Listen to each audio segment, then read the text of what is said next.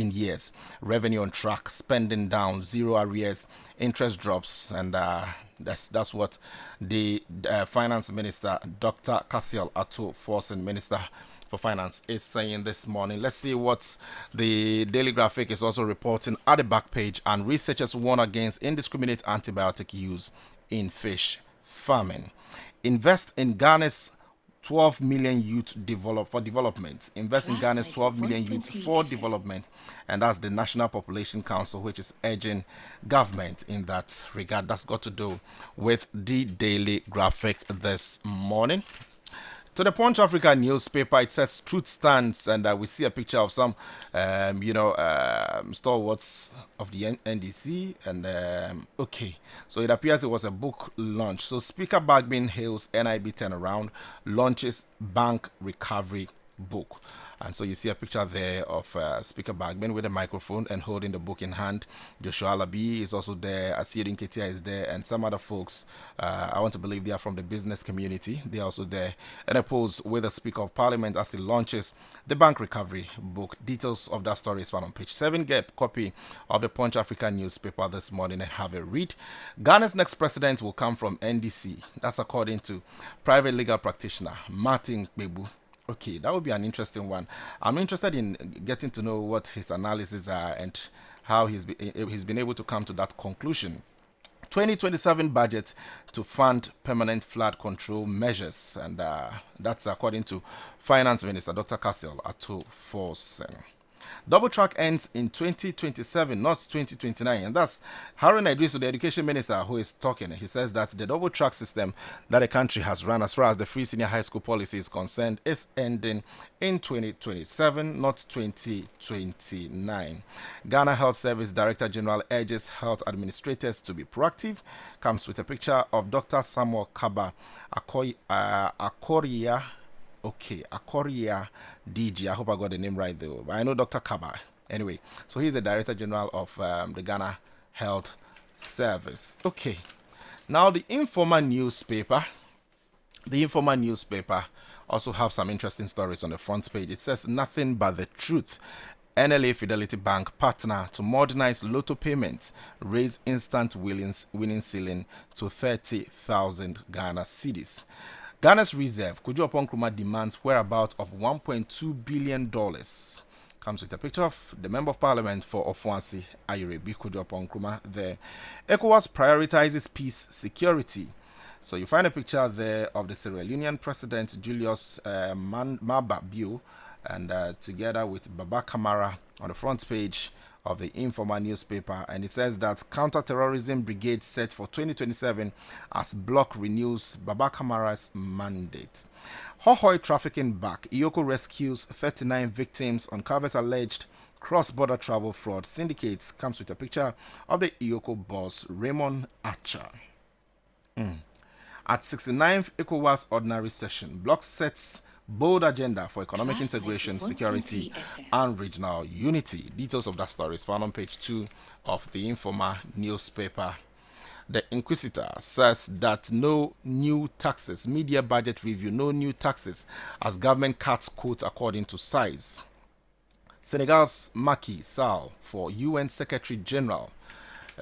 So that's the former president of Senegal going for the position of the UN Secretary General. Will be an interesting story there. Bost Energies has not strayed from core mandates, and you find a picture of Salifunata Achampon, who is the Deputy Managing Director of Bost Energies Limited, there on the front page of the Inquisitor.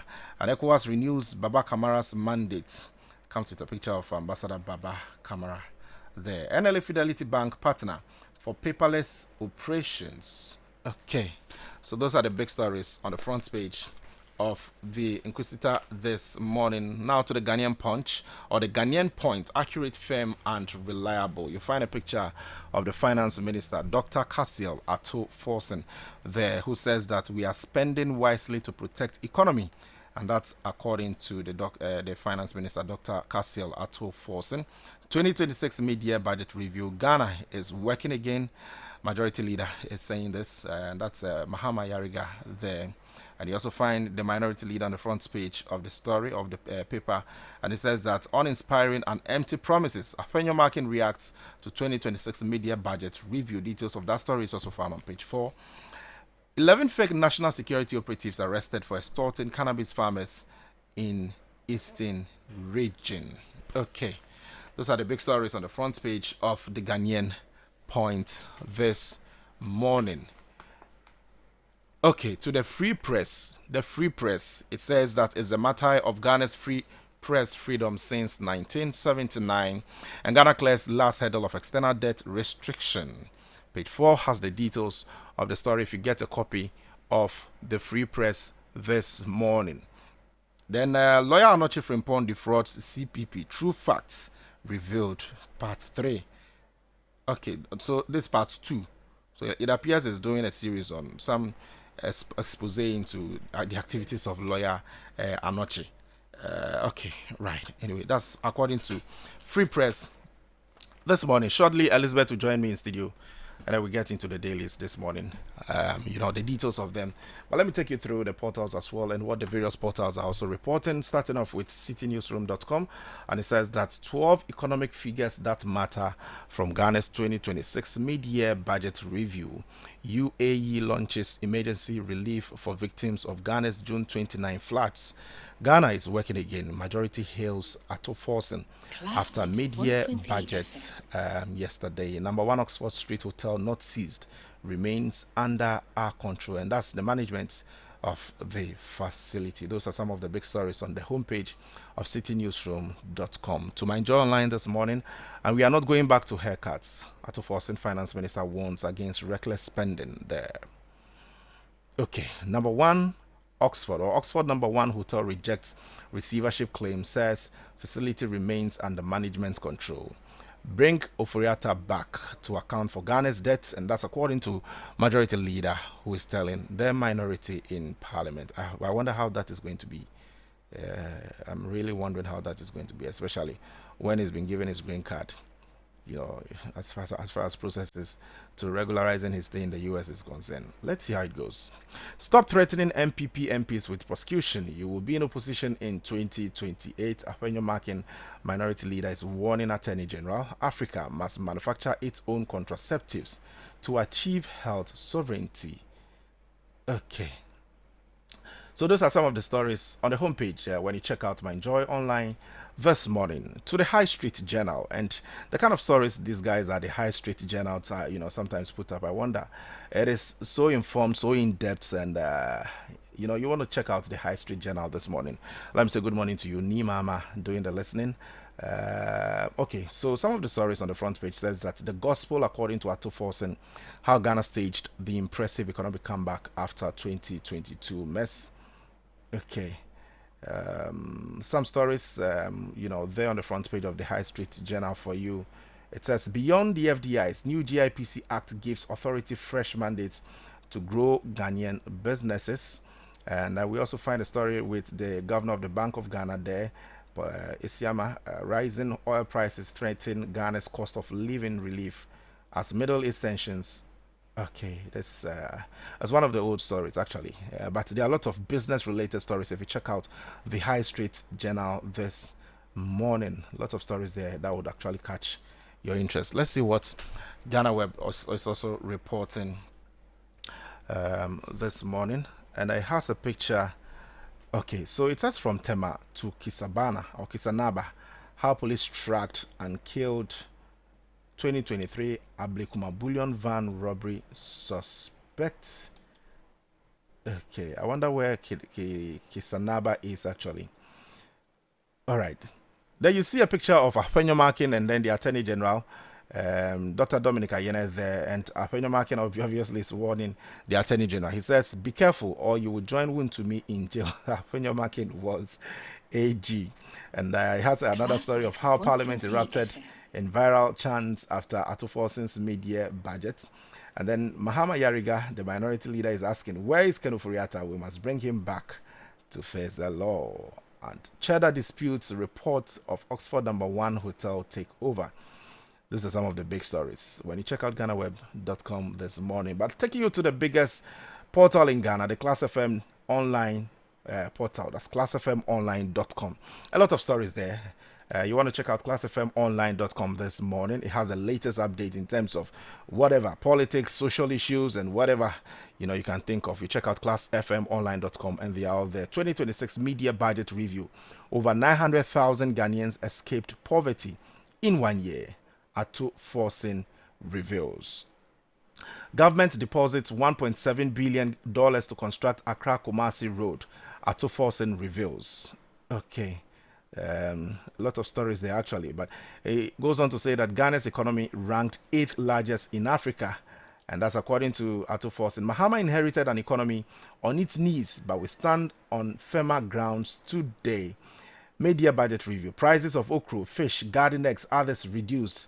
And that's according to Ato Forcing. What do you observe when you go onto the market? Maybe let me hear you, especially the ladies who frequent the market to go buy your foodstuff for cooking and what have you.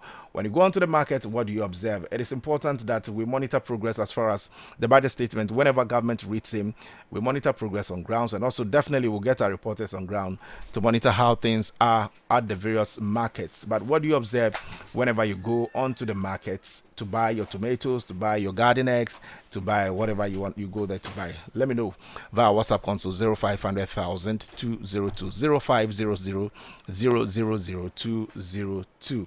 Now, police intercept over 1,000 vehicles in Greater Accra over illegal sirens and strobe light countdown. Ato Forcing says your money is safe under Mahama's government. Now, 2026 Commonwealth Games. Abdul Wahib Umar opens Team Ghana's boxing, and CD appreciated by 41% against US dollars in 2025. That's according to Ato Forcing. Ato Forcing is obviously in all the papers and all the portals. You can find him there. He's just there smiling and all of that. And that's famous. That bag. How should I call it? The one that the ministers hold whenever they are coming to read the budget statement. It looks like our destinies are tied to that bag. You and I, our destinies are tied to that bag.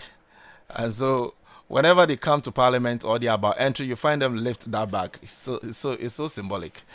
Anyway, guys, so those are the big stories in the dailies and on the portals. Good morning. You're welcome to the morning show right here on Class 91.3 FM. Let me say a wonderful good morning going out to you, my mom doing the listening inside Tema, Auntie Dora Jimai. Yeah, Dora Jimai. She's a great woman. Yeah. She'll call me and tell me that the kind of questions you're asking, I don't like it. No, you should ask questions this way. So critical of me. But the area guys are in here. Elizabeth Edu is here. Dr. Desmond Kofi Annan is in here. Guys, good morning. Good morning, my brother. Conspicuously missing right now is Amia Edu Jemfi. Where is he? He will show up. He's on his way. Ameyawi. I hope so. Ameyawi. Anyway, Elizabeth, what do we have and what are we starting with? Yeah, so Charles, we'll always start with the budget. Yesterday, the finance minister presented the mid-year budget review on the floor of Parliament yesterday, and it has gotten so many mixed reactions from people. And he stated that they were not coming to ask for money, and he actually stuck true to his words. They didn't ask for money. He came to actually lay down the growth of the economy and how the money they took, that was last year 2025 in November, has been spent and what they are doing going forward. Yes, so that is what we are looking at. So when you get to page 3 of the Ghanaian point, we are spending wisely to protect the economy at Forcing.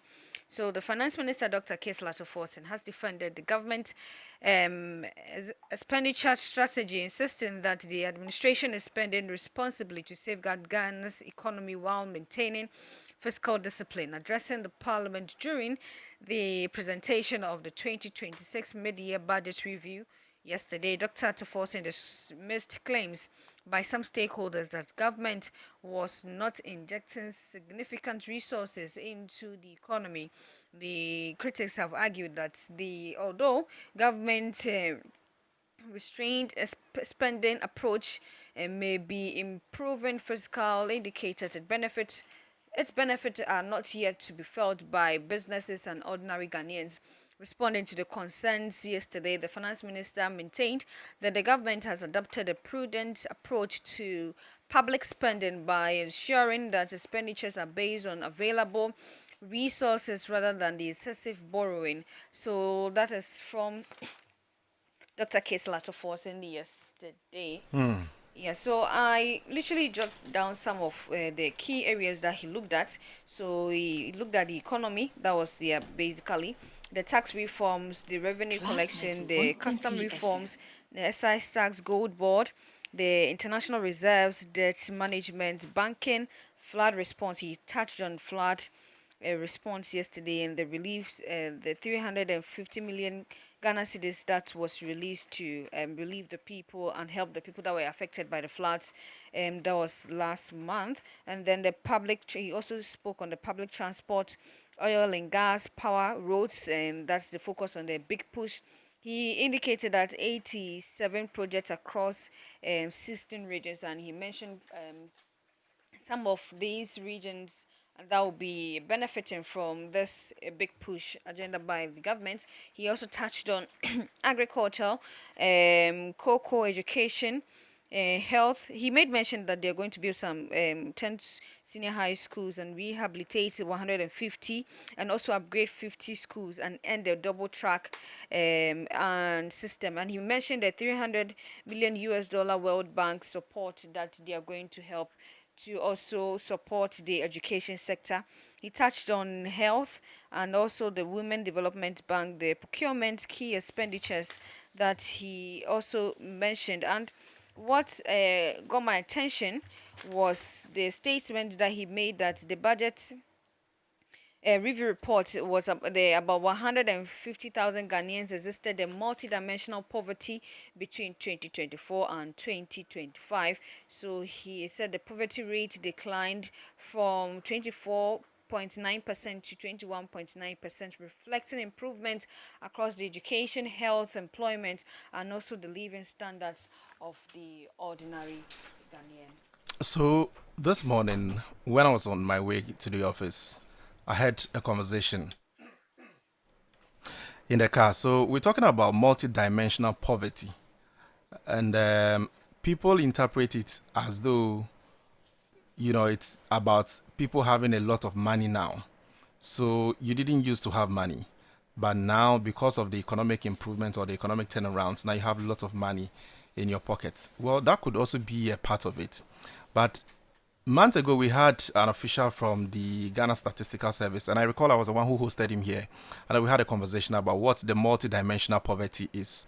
So it looks at a number of issues: access to basic amenities. There are a lot of communities in Ghana that still do not have access to pipe-borne water, education, quality healthcare, and all of those issues, all of those things. So multidimensional poverty takes into consideration all of these issues. It's not necessarily about you having a lot of money in your pocket, as some of the portals have reported this morning.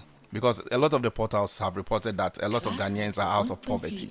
So if you don't really have money, but now you have access to quality healthcare, maybe health facilities have been built in your community, schools have been built, and so the kids in the community are having access to quality education in that regard. That is how multidimensional poverty is actually measured, per the submission of the official from the Ghana Statistical Service who was here the other time. And I think pretty much of what government needs to do is to develop the people, develop the communities. And so just to start with, just to lay the foundation that when we're talking about multidimensional poverty, people shouldn't restrict it to the narrow sense of you having money in your pocket. Anyway. Yeah, so he also made mention that the double taxation agreement between Burkina Faso, intended to prevent businesses and individuals from paying tax twice on the same income, and so they encourage traders and investment, and also to improve cooperation against the tax evasion. And also he made mention that he called on government yesterday, that's Parliament, and he urged them to support the tax administration reforms and stronger VAT enforcement, and also spoke about the reduction in numbers of ministers apart are part of the expenditure and rationalization and efforts to reduce the cost of government. And he made mention of that there's not going to be no new taxes. The focus is going to be on improving compliance and widen the tax net there. So yeah, so these are some of the things that were mentioned by the minister yesterday. And the minority would always oppose it. So yeah, so on the floor of parliament, during the statement from both the majority leader and the minority leader, the majority leader, Alexander Fenyomakin, made a statement and said the budget was uninspiring. So let me read excerpts from here. So he criticized the budget, describing the presentation by the finance minister as lacking concrete solutions to the country's pressing economic challenges. And he said he accused the government of focusing on figures and promises rather than delivering policies with measurable impact. He also questioned what he described as the discrepancies in government's expenditure figures, particularly concerning the funds allocated to the road ministry, and cited a previous statement by the deputy finance minister that 1.6 billion Ghana cedis had been released to the sector compared to 1.1 billion Ghana cedi figure presented during the mid-year budget review. According to the minority leader, the performance of the finance minister should not be judged by the amount of money spent, but the outcome of government policies and also their impact on citizens. And he also criticized the government's approach on the cocoa sector, arguing that the review failed to outline measures to address the difficulties facing cocoa farmers, and said millions of farmers were experiencing hardship, and accused the minister, who also oversees the cocoa sector, failing to introduce interventions to improve their situation. And he further raised concerns about government's gold for reserve program, claiming that earlier warnings from the minority about the charges associated with the initiatives were ignored. And he alleged that the government's decision resulted in financial losses after the program's charges were later reduced following the recommendation from the International Monetary Fund, that's the IMF, while the Bank of Ghana announced its withdrawal from the arrangement. So that is what the minority said after the presentation of the budget yesterday. Yeah. Interesting developments there. Doctor, that's one Kofi Annan. Yeah. Good morning, Charles. my brother. Yeah, morning. How are you doing? I'm good. Friday. I'm excited. Are you still in shock or you've recovered fully? Oh, why would I be in shock? Oh. Why would I be in shock? Over what? After doing that investment, you are still okay. You are still on this tangent. You are still on this issue. Yeah, because yesterday I saw I didn't do any a release from SEC. I will come there. We'll come there. But most importantly, this morning I'm looking at of course, the budget. Once again, there's some aspects here captured in the Punch Africa newspaper True Stance. It says the 2027 budget to fund permanent flood control measures. And I found it very That's an interesting one. Interesting one. I mean, you put your I mean, we should invest in very important things that read the headline again. 2027 budget to fund permanent flood control measures. Okay. Flood control. Flood control measures, exactly. And so the story is on page 9 of the Punch Africa newspaper, and I read: the government will make long-term flood mitigation a key priority in the 2027 national budget as part of its efforts to find a lasting solution to the perennial flooding that continues to affect Accra and other parts of the country. It goes on and on and on and on. I want to get the definite. Also, so the finance minister is quoted as saying here that on the direction of His Excellency the President, I am making available additional resources for ongoing dredging and construction of critical drains in affected areas. Yes. He explained that while immediate interventions are already underway, financing for a comprehensive and permanent flood control program will be incorporated in the 2027 budget, and the government's medium-term expenditure framework. It goes on and on and on and on.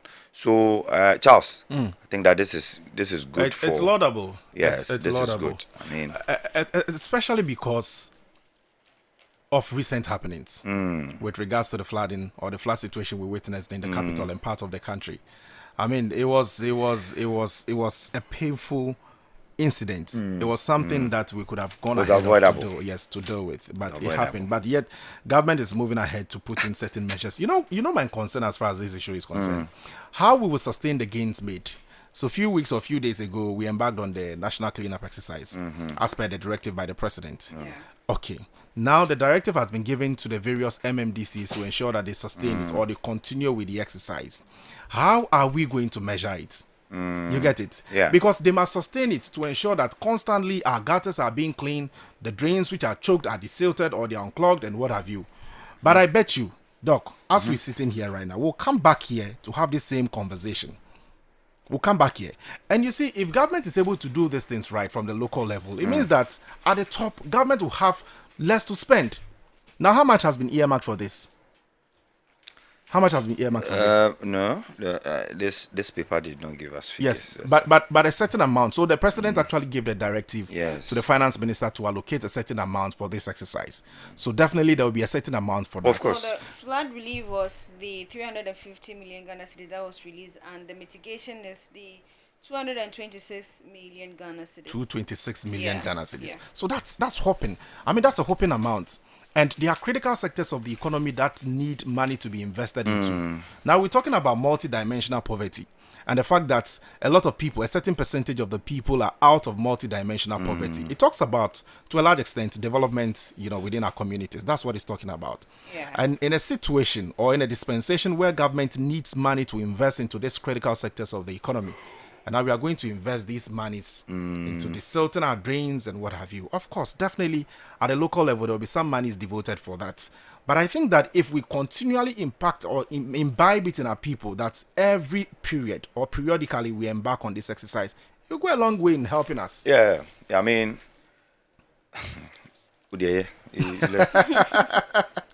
because, I mean, this. It's as simple as that, Doc. Exactly. Simple as that. I don't know why we have to every year in, year out come and sit around the table and be talking about flooding and debt and destruction of property here and there when we know the right things to do. But let's see how it will go in the coming years. But the various MMDCs, they should help in the research agenda. They should. It's very important. Exactly. Anyway, there's another story here. Double track ends in 2027, not 2029. Okay. And this is clarification from the Ministry of Education. So is the Ministry of Education has dismissed report that the government has revised the timeline for ending double track system in senior high schools from 2027 to 2029, insisting the minister's reference to 2029 was a slip of tongue. And so that is most important for us. That clarification is very important. Yes, very, very, very important. And they make the point that this plan or strategy is coming under the under the secondary education transformation for access, relevance, and sustainability project. They've termed it Star G. So this is what is coming from the ministry now. And this pronouncement was made on our sister station, Star FM. When Star G was made on Star FM. Exactly. When the head of the public relation was being spoken to on that network, Hasmin Mohammed, who made a point that the minister misspoke and that there has been no change of government's timeline in that regard. So that is it, Charles. So I'm sure it settles the matter. I saw a lot of news card and all that. Yes. The gentleman in that regard. The gentleman we're talking about. Yes. So Charles, that is it. double track It's ending in as yes, it's 2027. ending Yeah. to 27. Okay.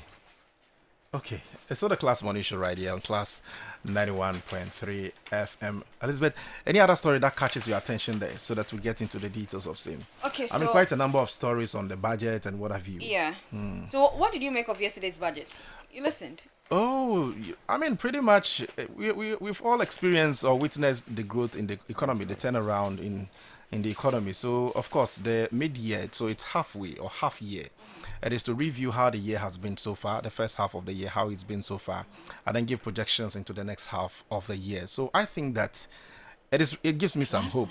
It gives me some hope, especially the announcement that government is going to invest heavily in infrastructural development. I mean, schools, it says to build a number of schools. I've forgotten the figure. Yeah. So yeah, adding 50 and rehabilitate 100 150. Then also, why? Yeah. Then also, so they'll upgrade 50. They'll add 10 new 10 new senior high schools. senior high schools. Yeah. They rehabilitate 150, and the double track, which Doc clarified that will end by 2027, and also the 300 million US dollar World Bank support that was approved by Parliament, I think some days before the budget was read. Yeah. That is going to see to the end of the double track system, and also the improvement in some schools, as mentioned by the finance minister yesterday. The double track system, Doc, I don't get it all. So I have some friends. Why? There's one who is in school, and well, he tells me that I'll be coming home in September. So in my mind, I'm thinking that it's still the old system, where we all vacate, we all go home. School resumes, and then we all go back to school. But here's the other in the house. That's the sister to the same brother, the same boy, who tells me that in September I'm going to school, and I'm like, what is all this? It looks like.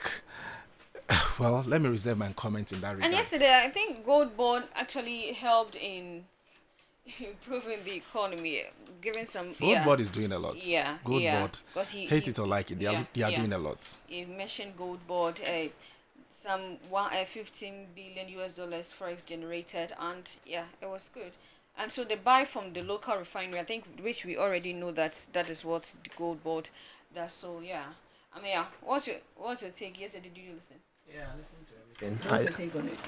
I think, I mean, basically it was good, actually good on paper, especially with the promises. What do you mean by good on paper?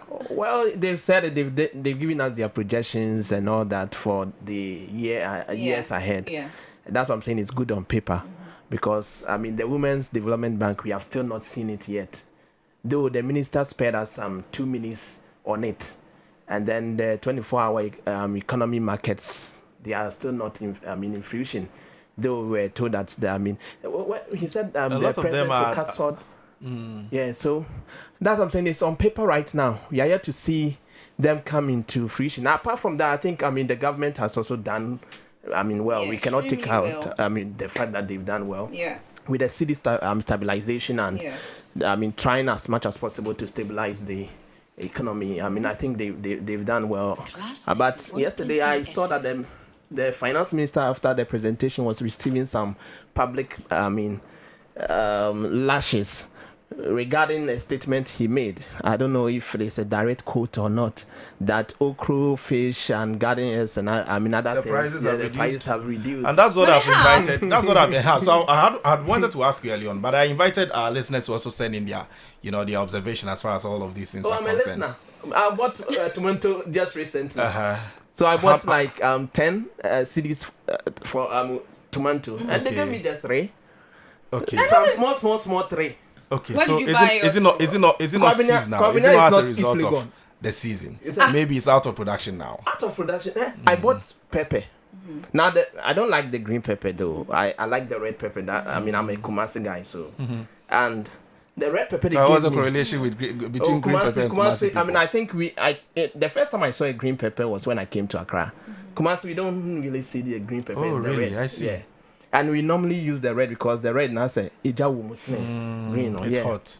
Okay. And the red pepper the woman gave me, it's just that I'm a man, so I don't have to talk. But if you a lady, You are seeing the pepper. It is like this, like this. Small. Yeah, but that one has got nothing to do with government. What was the price? 10 cedis. The size of it has got nothing to do with government. Very small. It's about where it was produced from. The size of it has got nothing to do with government. Or you expect that since we are seeing the improvement, it goes since into the prices. no, okay, so perhaps you can also look at the quantity of it, perhaps not the size of the individual pepper. Talking about that the quantity is at first when I buy 10 cedis, I mean for pepper and all these things, I could see the quantity. I mean it was large. Now, Charlie, what I saw meet me in How much did you buy? How much did you buy? How much did you buy? That is good. How much did you buy? 10 cedis. 10 cedis. And I mean, upon hindsight, how many pieces? No, see. How many pieces did you get? Oh, I didn't count them, but I think But you're I mean supposed to it's very So roughly small. It's very small. 10 cedis. Yeah. And it's small. Yeah. So far as I can, the fact that I can use all of it to even grind. And, Okay, let me tell you what. I think it's because you didn't allow the lady to go to the market. Oh, you're Bema. Yeah, You went there to buy it. So you have the cash. You have the cash. Because tell you what, if you go down there and you speak to our market folks or our ladies, out there, a lot of them will tell you that relatively it's improved. Yeah, over because the period. my mom sells those stuff. That's why I know that it has. Oh, okay. Yeah. Your mom sells ingredients jenny, for cooking. tomatoes. and the price are reduced now. When it goes up, I know, because sometimes I go to the shop. So and Why do you go sometimes? You should be there every day after work. Doc. You should be there every day after work. And the shop should run 24 hours. Gen Z Janafa. So I mean, not those times where your mom will drag you Let me into tell the. you guys, Lizzie, you know what some of us did in the past? That is you. Charlie. So I remember those days. This is just on a lighter note. Yes, I saw a video and some guy complaining about the Gen Zs and saying that now they have a certain language. You are affecting my mental health, and the guy was like, affecting your mental health. Do you know that our time? That's the language they use. As soon as you start putting some pressure on them or start doing, you are affecting my mental health. the fact that you guys didn't complain in the past, that doesn't mean you know. Them. You were not around. Those times, Doc, you were around. Yes, Bobby ba. Yeah, You remember? meteorite or whatever. Bobby we are so do you know the mental health? 2000. The pressure it put on our mental health. That period.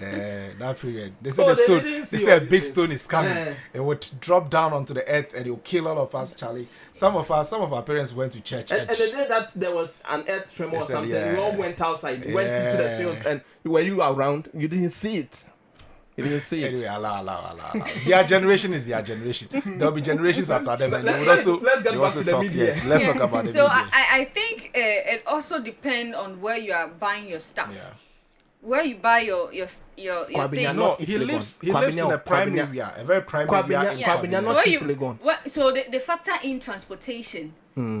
So whoever brings it to the market would also factor in transportation. And when the person is also going to buy from the actual market, that is Accra or wherever, to Kwabena where you sell the thing, would also factor in transportation, those ladies that help in carrying the stuff for them, they pay them.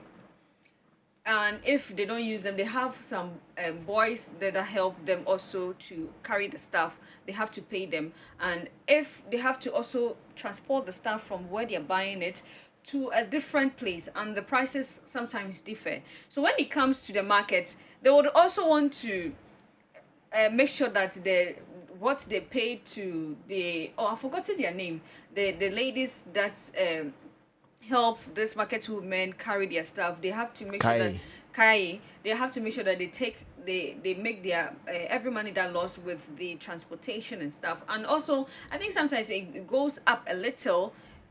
Sometimes it's not the season for it. Let's say tomato, I don't know if it's their season. Every what's called fruits or ingredients have their season that comes. So if it's the season of tomato, you see the prices literally going down. And if it's the season, if it goes out, then that is where the prices goes up, and they have to sell maybe 3 tomatoes for 10 cedis. But if it's up, they sell 2 three tomatoes for 5 cedis. You know what so I'm I'm also saying it also depends on where you're buying Yeah. and the season in which that crop is in or not. If it's out of season, that by all means you have to pay high because they have to bring it for you to buy. And the red pepper you're talking about is mostly purchased by people, comparing that to the green pepper. So the quantity you get for the green pepper is higher than the quantity you get for the red pepper you're talking about. As you said you like red pepper a lot. That's the same way everybody also going for. So you can literally count the number of red pepper that you could buy compared to the green pepper. So yeah, You know what I'm thinking? It's okay. You know what I'm thinking? We've played politics with everything in this Literally. country. Okay? When you get to the farm gates, or you purchase directly from the farms, and you speak to the farmers, those who farm them, you realize that comparatively the prices have actually come down. Yeah. Yeah. Compared to Yes. Years some ago. years, yeah. Yes, it's come down. But there are those who would also go and buy from them, and then they factor into consideration, all the necessary costs, transportation, and what have you. And so they bring them here, and then they also resell to you. You can describe them as the retailers. And so all of those things will be factored into consideration. But I live in an area where a number of these shops are actually close by. It's more like an enclave. It's not a market, but you find one shop here that's selling the same product, another selling the same product and stuff like that. And when you move from this shop, who is deemed as an NDC folk, his or her prices are moderate. And you move to a different shop, who is deemed to be an MPP person, their prices are also different. What am I saying? I'm talking about the fact that even when you go to the major market centers, don't we see our market women play politics there? Because of the fact that a certain government is in power and my government is in opposition, I would make sure that I hike the prices of the products so that it will cut disaffection for the government of the day. So really, when you look at the fact that we are seeing all these improvements in the macroeconomic indicators, which should have a trickle-down effect to all of these products, I say that to a large extent, the reason why we are not seeing the effect is because of the market forces. And I don't think we also have one market price, because this person could sell this book for 5 cedis. You go to the next shop, the person is selling it for 6 cedis. I think government should also look at that aspect of it. Doc, what's That the would name also of help. the former finance minister whose time, when they are done reading the budget statement, what's his name? You go out there, a tin of milk is sold this way. A tin of Milo is sold that way. So you go there, there's a uniform, even though it's a free market. But the prices have been given already from, the word go in parliament. And so you go there, you know how much you are going to buy a tin of milk for. So if you are budgeting for the month, you know that I'm buying maybe a box of milk and it's at this number and this is the amount I'm spending on it. I think we should go back to that era. But of course, people would say that it's a free market. Allow the market forces to determine the prices. But who protects the one who also buys from them? Who protects them? That's why we have the likes of the Kofi Capito's group, Consumer Protection Agency and all of that. But to what extent can they make the call? To what extent can they, urge government to do the right things? Because at the end of the day, the one who goes to the market to buy, it is his or her interest as against yours. So I'm buying 5 cedis worth of tomatoes and I'm giving you 2. But so you, the one buyer, you don't have a say. But I know that it's reduced. No, I don't know if you get the point I'm making. You get it? So there's no one who protects the buyer or the consumer. There's no one who protects us. That's what I'm saying. It also depends on your area. If you're in East Legon, you No, don't I'm not expect in East Legon, You no. don't expect to. No, I'm a yao. Kwabena. I'm a yao. No. Don't expect say to- Kwabena has do. Kwabena. Don't say Kwabena has do. Kwabena is like. No. Yeah, Some- in East Legon, Kwabena you cannot don't compare expect to to be buying to be given tomatoes 10 cedis like 5 Yeah, no, there should be an no. improvement. There is an improvement, but it is your location that determines how things are given But- to you. But why should it be so? Why by should the it way, be so? It is because Why of should it be so? transportation. They factor all those things. We should also consider I think them. that's- They factor all those By the way, things. I think you mentioned Kofi Capito, and I have an issue with our big brother Kofi Capito. Why? What has he done? You only hear of him when he's on radio talking. But that's where you hear of him. But Where else no, you want to hear of if him? he's supposed to fight for the consumers, then go to the markets. Do some things. Put measure. Look at what the rent control man is doing on the field. And he's only, he will join the panel and then start talking, and sometimes it's politics, and nothing else. So I think he should sit up. He's still the president of the. Yeah, he should sit up. Okay. And then there's a text. There's a country. I don't know if it is China or one of these countries. What they have done. You talking about the free market thing. What they have done, and it's a law that they have made. When you are selling a product, maybe for 10 cities or 20 cities, the package should show the size of the product. Yeah, and also the design on Exactly. should also be the same thing in the package. If I'm selling like let's say plantain chip, and I'm saying it's 30 cedis, and it looks like small, the package should tell me that this plantain chip will be small. Yeah. So the price and the thing that you are selling should go together. Yeah. If we take the package and it's not the same as you are selling, you have flouted the law. Yeah. And I think that's a fantastic way of controlling the market. Winnie from Adenta has sent me. Look at this. 3 pieces of tomatoes. 3. Okay, so you listen. Hold on. Why don't you buy one tomato for 5 cedis Listen. some years back? When? Listen For to some Winnie. years back. Listen to Winnie. Don't say that. Listen to it's Winnie. Not true. It is. Winnie says. Never It bought is. one for 5. It is. Winnie It says, good morning, Class FM.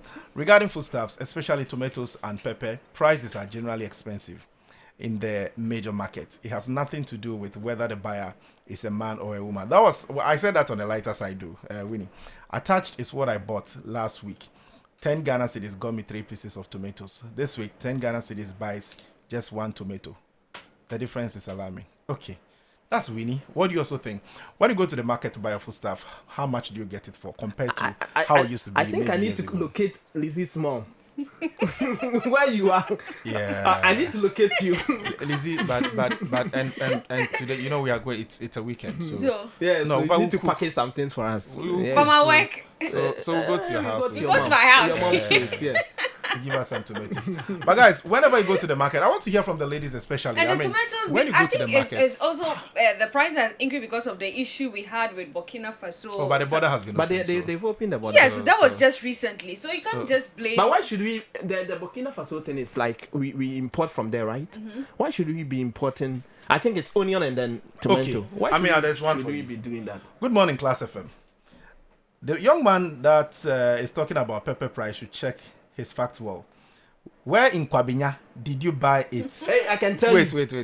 Where in Kwabinya did you buy it? DPS If you go to shop items, price. Okay, if you go to shop, I don't get that part. But he says if you go to shop items, price will go up than market. Okay, like when you enter the shops, the big shops. I'm sure that's what you mean. The supermarket and all of that. The price will go up than the market because of price. Plantain was imported into this country some time ago. Our market women are the problem. They prefer the item spoiled than selling it in normal prices. I agree with you. The market women, some of them are the issue. But so there's a question for you. Where do you buy from? I want to give a GPS. No. You're not doing. So that you can go to the. You're not doing a free advert. You're not doing a free advert for Yeah. anybody. But do you buy from, say, the supermarket? No, I don't buy from the supermarket. Okay. Actually, I buy from a shop, but not a supermarket. Where a shop means the what? market. The market is, very close by. But I buy it from the shops when they've gone, and then you see they go to the market, they go and purchase them, and then they come and sell it. And so that is it. the prices will definitely go up. So why don't you So understand I should that go to part? Bakola market to go and buy it before.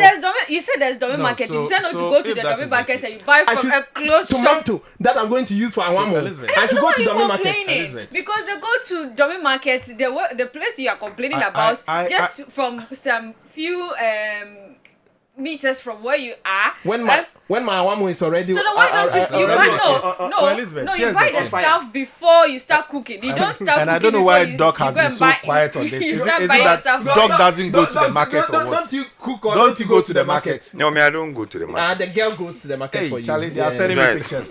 They are sending me a lot of pictures of tomatoes, Charlie. 1, 2, 3, 4, 5, 6. Okay, how much did you buy it for? I'm waiting for your message. Okay, right. Let's see. You buy your stuff before you start cooking. You don't start cooking before you look for the things you are going to use in preparing the stuff. But if I can get the thing close by or nearby, why should I go to dummy market? And I agree. I agree with Ameya on that. I don't have agree. any problem because And because the thing is, when you go to Domain Market and you bought these things, because they come and then sell it to us, even if it is like you want to really increase it, it shouldn't be like that's why too wide. that's why Eben Three Eben tomato here for 10 cedis. That is your- Eben is your- agreeing. Listen to Eben. Eben says perfect submission, guys, and I think government need to have a second look at it. Bring control price or price control mechanisms. Yeah. Ghanaians in nature are very wicked people but claim to be godly people. So I don't just buy you. Do window shopping before buying. Eben in Kwabinya. Yeah, call national prices before you come back and think of going to buy. No, but the price control, it's important. But I don't know how that is going to be, Doc. I don't know. You are so fixated on your phone. What research are you doing, Doc? If you had moved Price to the control next regime. shop, you would have gotten maybe 5 or 10 cedis. But you Yeah. decided to stay with But the why one are you not also thinking that if I had gone to the next shop, it would have been 10 cedis So- rather? 10 cedis. Like how? it should have been 20. It could have been even higher than the shop that I So went. Okay, that so is listen to Afi Bubunyo Tega.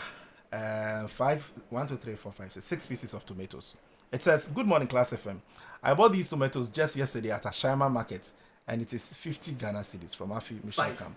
6. 50 Really? Ghana cedis. Ashama. No, this one. See, Ashama. No. No, that's her experience. That's her experience. That's her 50 experience. No. That's I experience. disagree. I think you see. Oh, no, you can't disagree. I think This is from how now- much she bought From it now for. on, what we'll be doing is we'll pick a car and like Accra. Yeah, that's Accra what Kumasi we road. want to You see, do. they sell the tomatoes and then we go and purchase them and come to Accra. No. No, you see, Nah. guys, even as we talk and then we laugh about some of these things, I think that it's a serious issue. Oh yeah. Oh yeah. For me, Yeah. I think the market folks sometimes do not help us.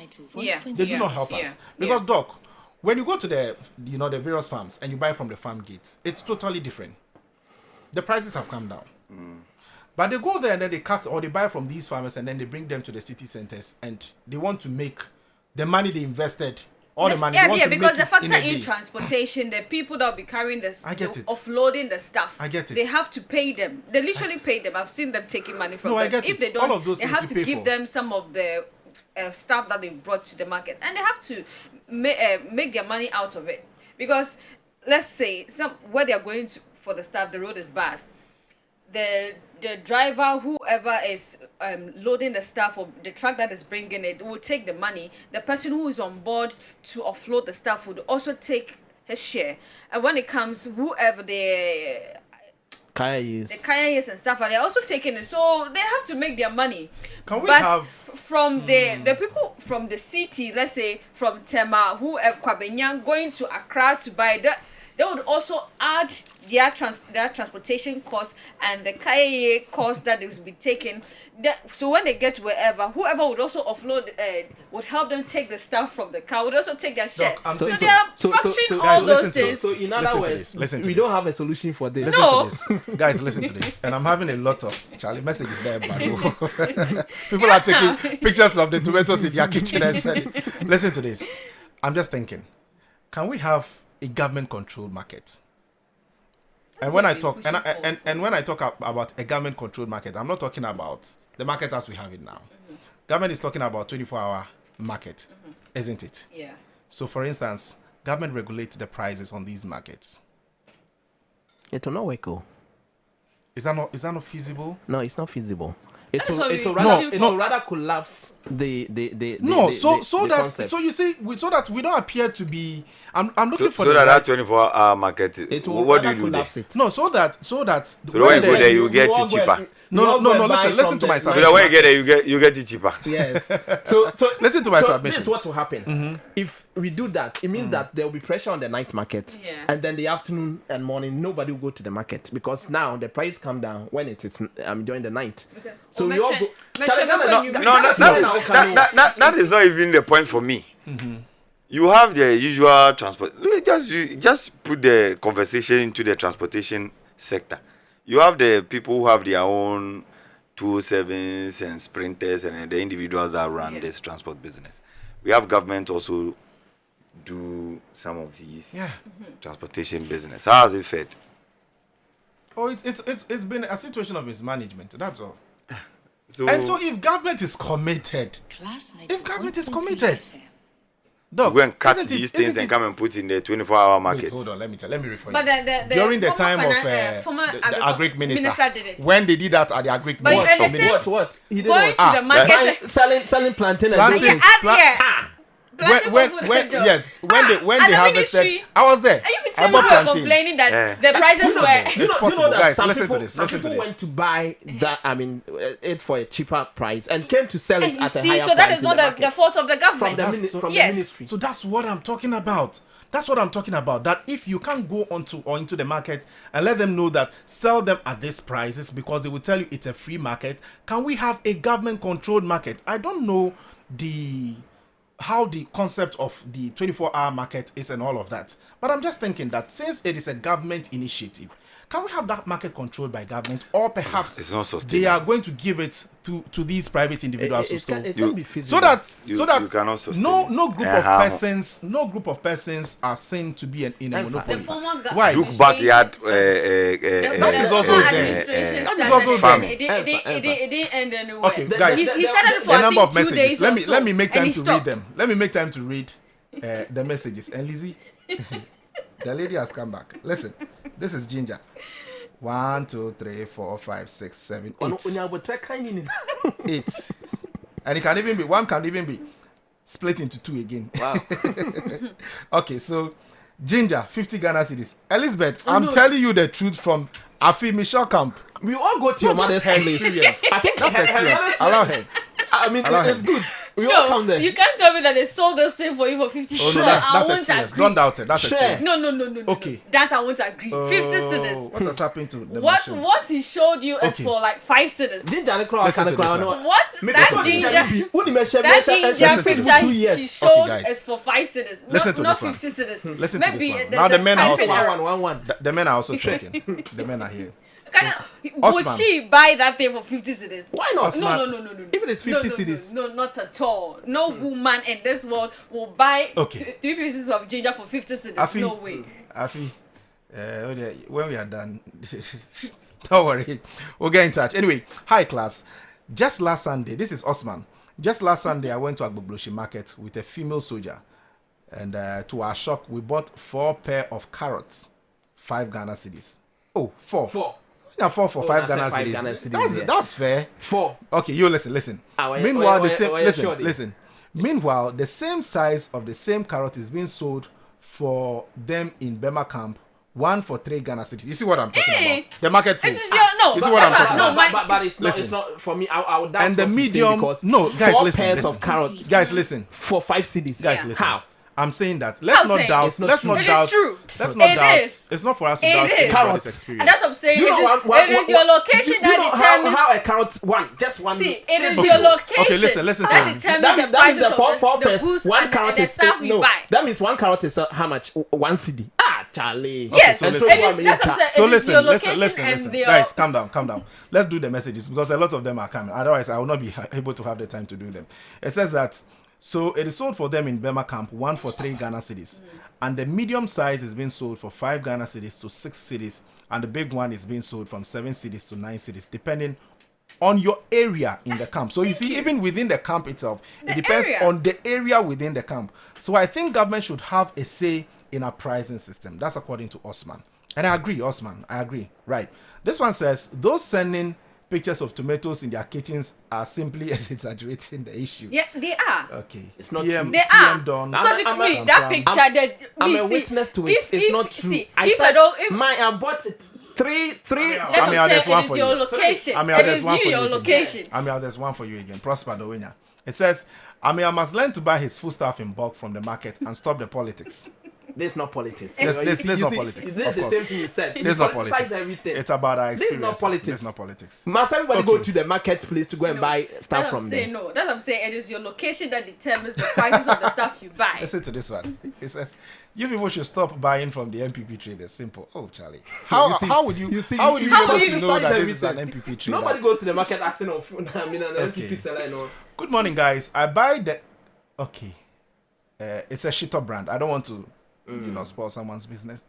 So you say, good morning, guys. I buy the Lizzie Shitter brand at West Trasaco for 3 Ghana cedis and happen to buy same at New Achimota for 4 Ghana cedis. It's the vendors and no price control. And sometimes it's the shito that you are buying.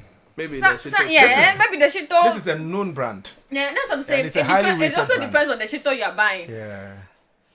Okay. Elizabeth, again, Afi is back for you. Elizabeth, please, do you have time to visit the market? Kindly go to the market and the woman will tell you the price of the ginger.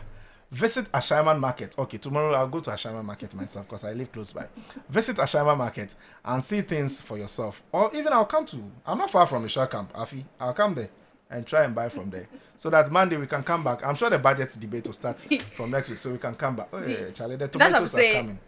I go to the market because my mom deals in those things. Right. This one says, I bought 6 pieces of tomatoes for 10 Ghana cedis yesterday. From where?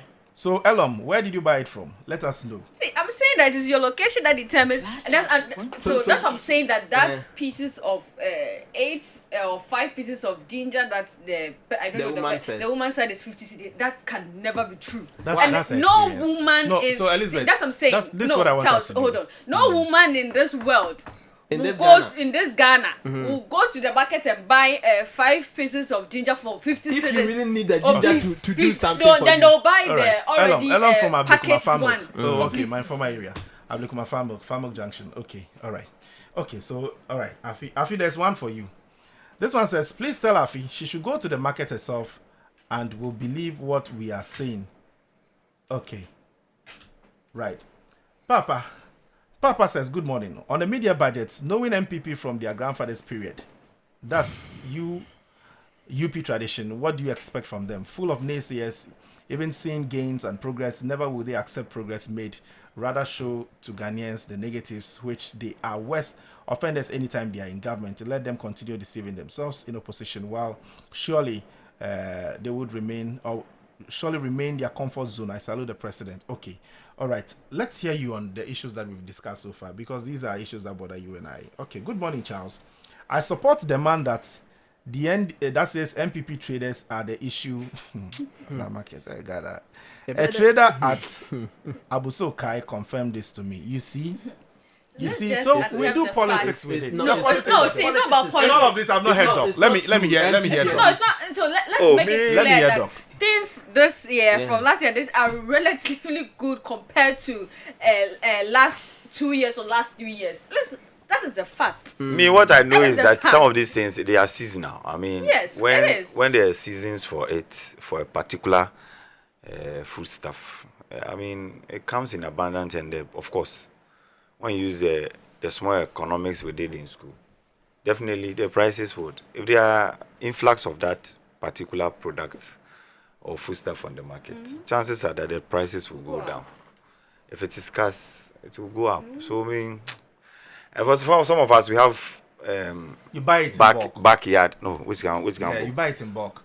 We have backyard. What's the name of your area again? Gardens and stuff like that. So we always. No, he doesn't live there. We always. Oh, Doc, I'm asking you a question. Create backyard gardens and be harvesting. How many can you grow there? No, it depends. No. That's a very important point, Doc. Is raising. Now you sit in Accra, tali mufi na. It's true. You're tiny baby. You're tiny baby. Doc, you recall those days in school? I taught backyard gardening. Yeah. You grow and then you have plantain. So domestication. You're a domestication man. Quiet. I have plantain, I have tomatoes, I have pepper, okro. Kontomire krami dia obi. What are you talking about? It's very quiet. You're not affected. My place. You don't even have you tell the entire compound. So it means that the land is fertile. You can do small. Let's encourage that. That's why we should encourage those things. It helps. Yeah, it does. It does help. And so if you have opportunity to go to the village to try and cut some of these things into the. We on cook on Krum. Okay. Good morning, Charles. Once upon a time in Ghana, we had Ghana Food Distribution Corporation (GFDC), which sell food cheap to Ghanaians. So you see, that was government intervention. That's what I'm talking about. So 24-hour market can do that. Babs Abelenkwe, thank you very much. It can do that. It will do that to the less. That government, that because so now it didn't even last for like What's that? What did they do? The selling of Yeah, Oh no, There's that one is like- different. That's and you totally see- you different. see- I'm talking about.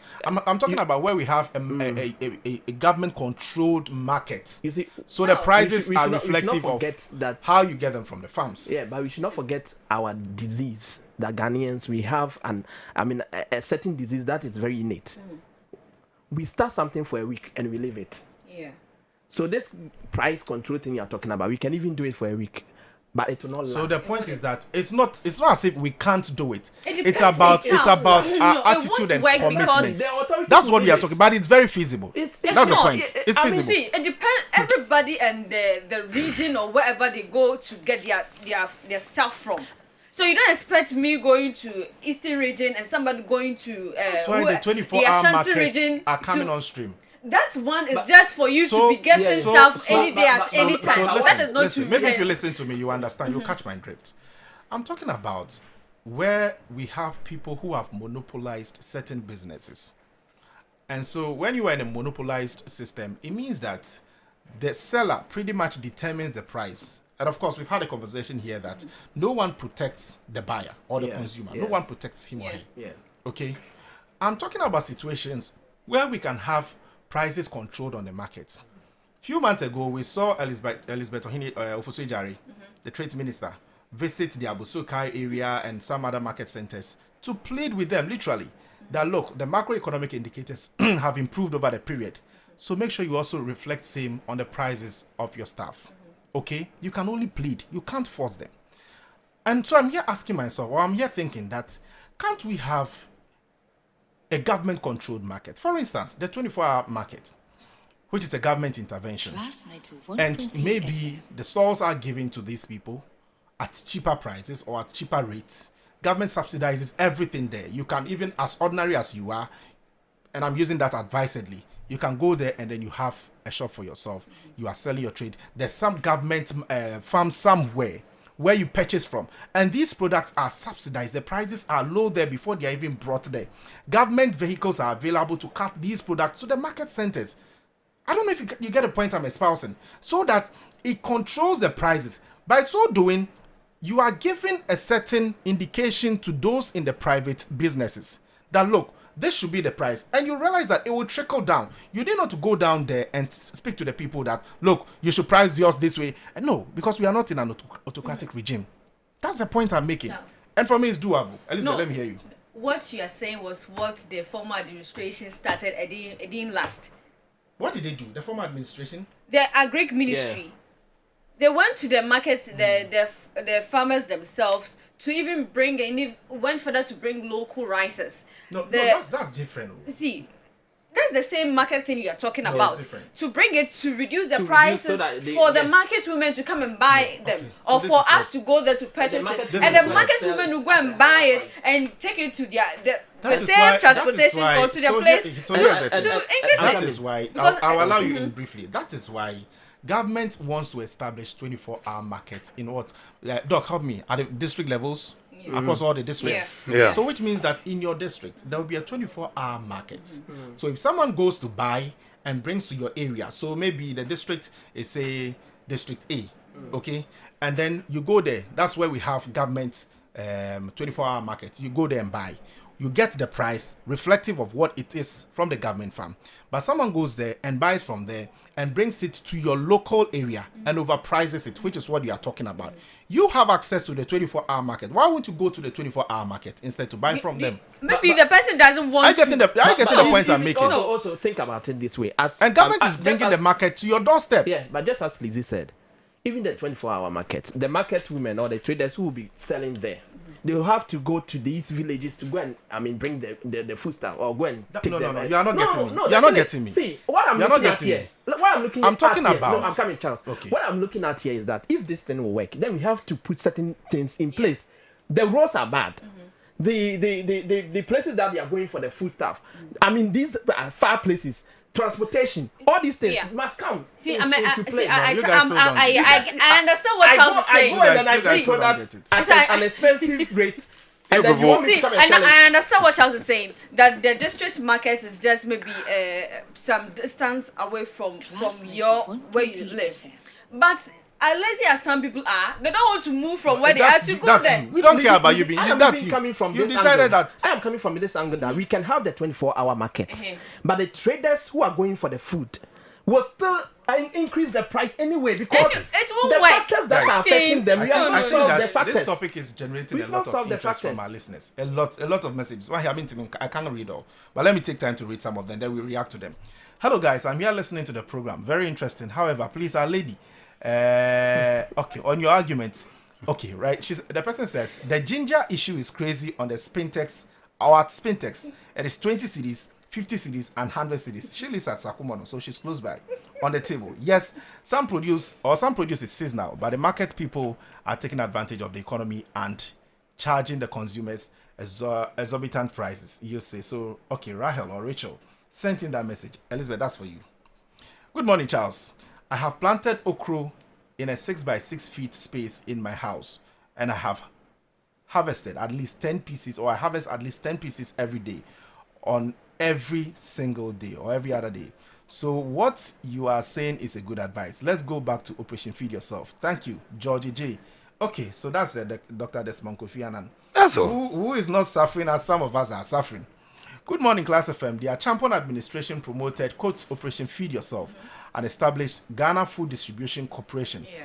It's also introduced the use of specific brands of weighing scales to regulate quantity and food price controls.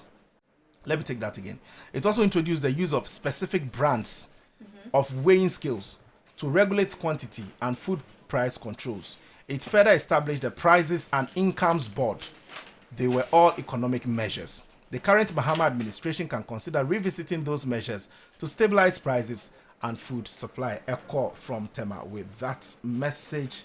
Okay, let's see this one. Meshach Asante in Amasaman. In fact, this government has really done well compared to the past NPP administration we witnessed. All the statistics and economic indicators clearly show that the country is on the right path under the leadership of President Mahama. The media budget presented yesterday by the finance minister was full of hopes and encouraging, and all the figures mentioned in the budget were facts. There was no supplementary budget seeking to finance the government expenditure, and also no new tax were introduced. Kudos to the government for being so disciplined and its expenditure. This is the type of government we are all looking for. Greetings to JJ, incoming Amasaman constituency secretary. Okay, hey, Charlie, the messages, guys, allow me, indulge me. Let me read them. Charles, are you aware that the queen mothers of most of our big markets are MPP strong party card? Listen. Are you aware that the queen mothers of most of our big markets are MPP strong party card holders? Strong party card holders. Kindly put this into consideration. Why? Thank you, Abi. Thank you very much. This one says, it looks as if the lady with you doesn't visit the market. Food stuff are expensive. No. Her mom sells those stuff, so she's talking from with regards to her mom shop. Okay, please tell Afi to visit Medina Market, just the roadside. A smaller plantain barrel is 300 Ghana cedis. How many will be 10 cedis or 5 cedis? Prices are never seasonal. Daniel from Adenta with that message. Okay. Good morning, area boys. Thank you very much. The area boys and girls. I like that. Yeah. Government shouldn't intervene in anything. Another way of solving the problem is by Ghanaians boycotting wares sold by wiki traders. Davisena, thank you very much for this one. What do you make of Davisena's suggestion? That they should do. It says that government shouldn't intervene in anything. Another way of solving the problem is by Ghanaians boycotting wares sold by wiki traders. So yes, of course, there are traders who are just wicked. Yeah. I mean, no matter what, they would increase the prices. If you like buy, if you like don't buy, I don't care. Yeah. So Davisena is making the suggestion or the proposal that let's boycott them. You go there and their prices are high. Move somewhere. There's a market nearby which prices are lower comparatively. That shop is the only shop in your area. No, so move out of your area. Move out of your area. And at that point, as in Ameya's issue, you have no choice than to buy it. Move out of your area. You have no choice than to buy from the person. Charles, don't you think these market queens won't go and buy from these 24-hour markets and come sell to us at high prices? That's why I'm saying that it will be constructed within the district, unless I'm wrong. If I'm wrong, tell me. But once they are located within the district, they are closer. So what controls is the government putting in place? Prosper Dowenya, you go on to say that, okay, so that's the message you sent. Hi, bro. No, hey, which one is this? 13, okay. Hi, bro. Not all of us. These are the things in my compound at Tema Community 25. Coconut, Allah, palm trees, peppers, tomatoes, plantain, guava, orange, snails. I see. That's my favorite. Garden eggs, tangerine. What's that? Is that geese? The animal geese? Or it's a fruit? Okay. I want to believe it's geese, the animal, the bird. Turkey. Oh, okay. So you have geese, you have turkey, and then you have goats. I'm far behind time to my office. I will invite you to my house, and I can list all of them. In fact, I'll be interested. It will be interesting to visit. It will be interesting to visit your farm to see all of these things. Sometimes, some of these things, you see, they help. You have all of these, food stuff. You are farming them, and you have all these livestock. If you need livestock for a special occasion, you take one, you kill one. If you need some tomatoes, you go into your backyard. No, that's different. that one is different. That one is different. You said take one, kill one. No, that one is different. Okay. Good morning. I'm Eben from Kwabinya. Okay, no turning back to the IMF. The country is in good hands, and all the indicators show we are better off than previous years, thanks to better management of the economy. Greetings to Julius Debra, Chief of Staff, Honorable Peter Akwesi Mensa of Tema Shipyard, and Honorable MC Agbo of Ga East. Elizabeth usually takes whatever she needs from her mom shop, Simplicity. So she has no idea what's going on in the current prices. But it's true. It's true. It's your true, mom it's shop, true. I mean, you not really straight for it. It's true. So that's why. It's true. I go there to help you need to move us. from your comfort zone. Yeah. Anyway, guys, anything else before we wrap up this segment? I think that the business news segment of the informal newspaper has captured the letter as was released yesterday from the Securities and Exchange Commission, giving notice or serving notice to the public on some of these Ponzi scheme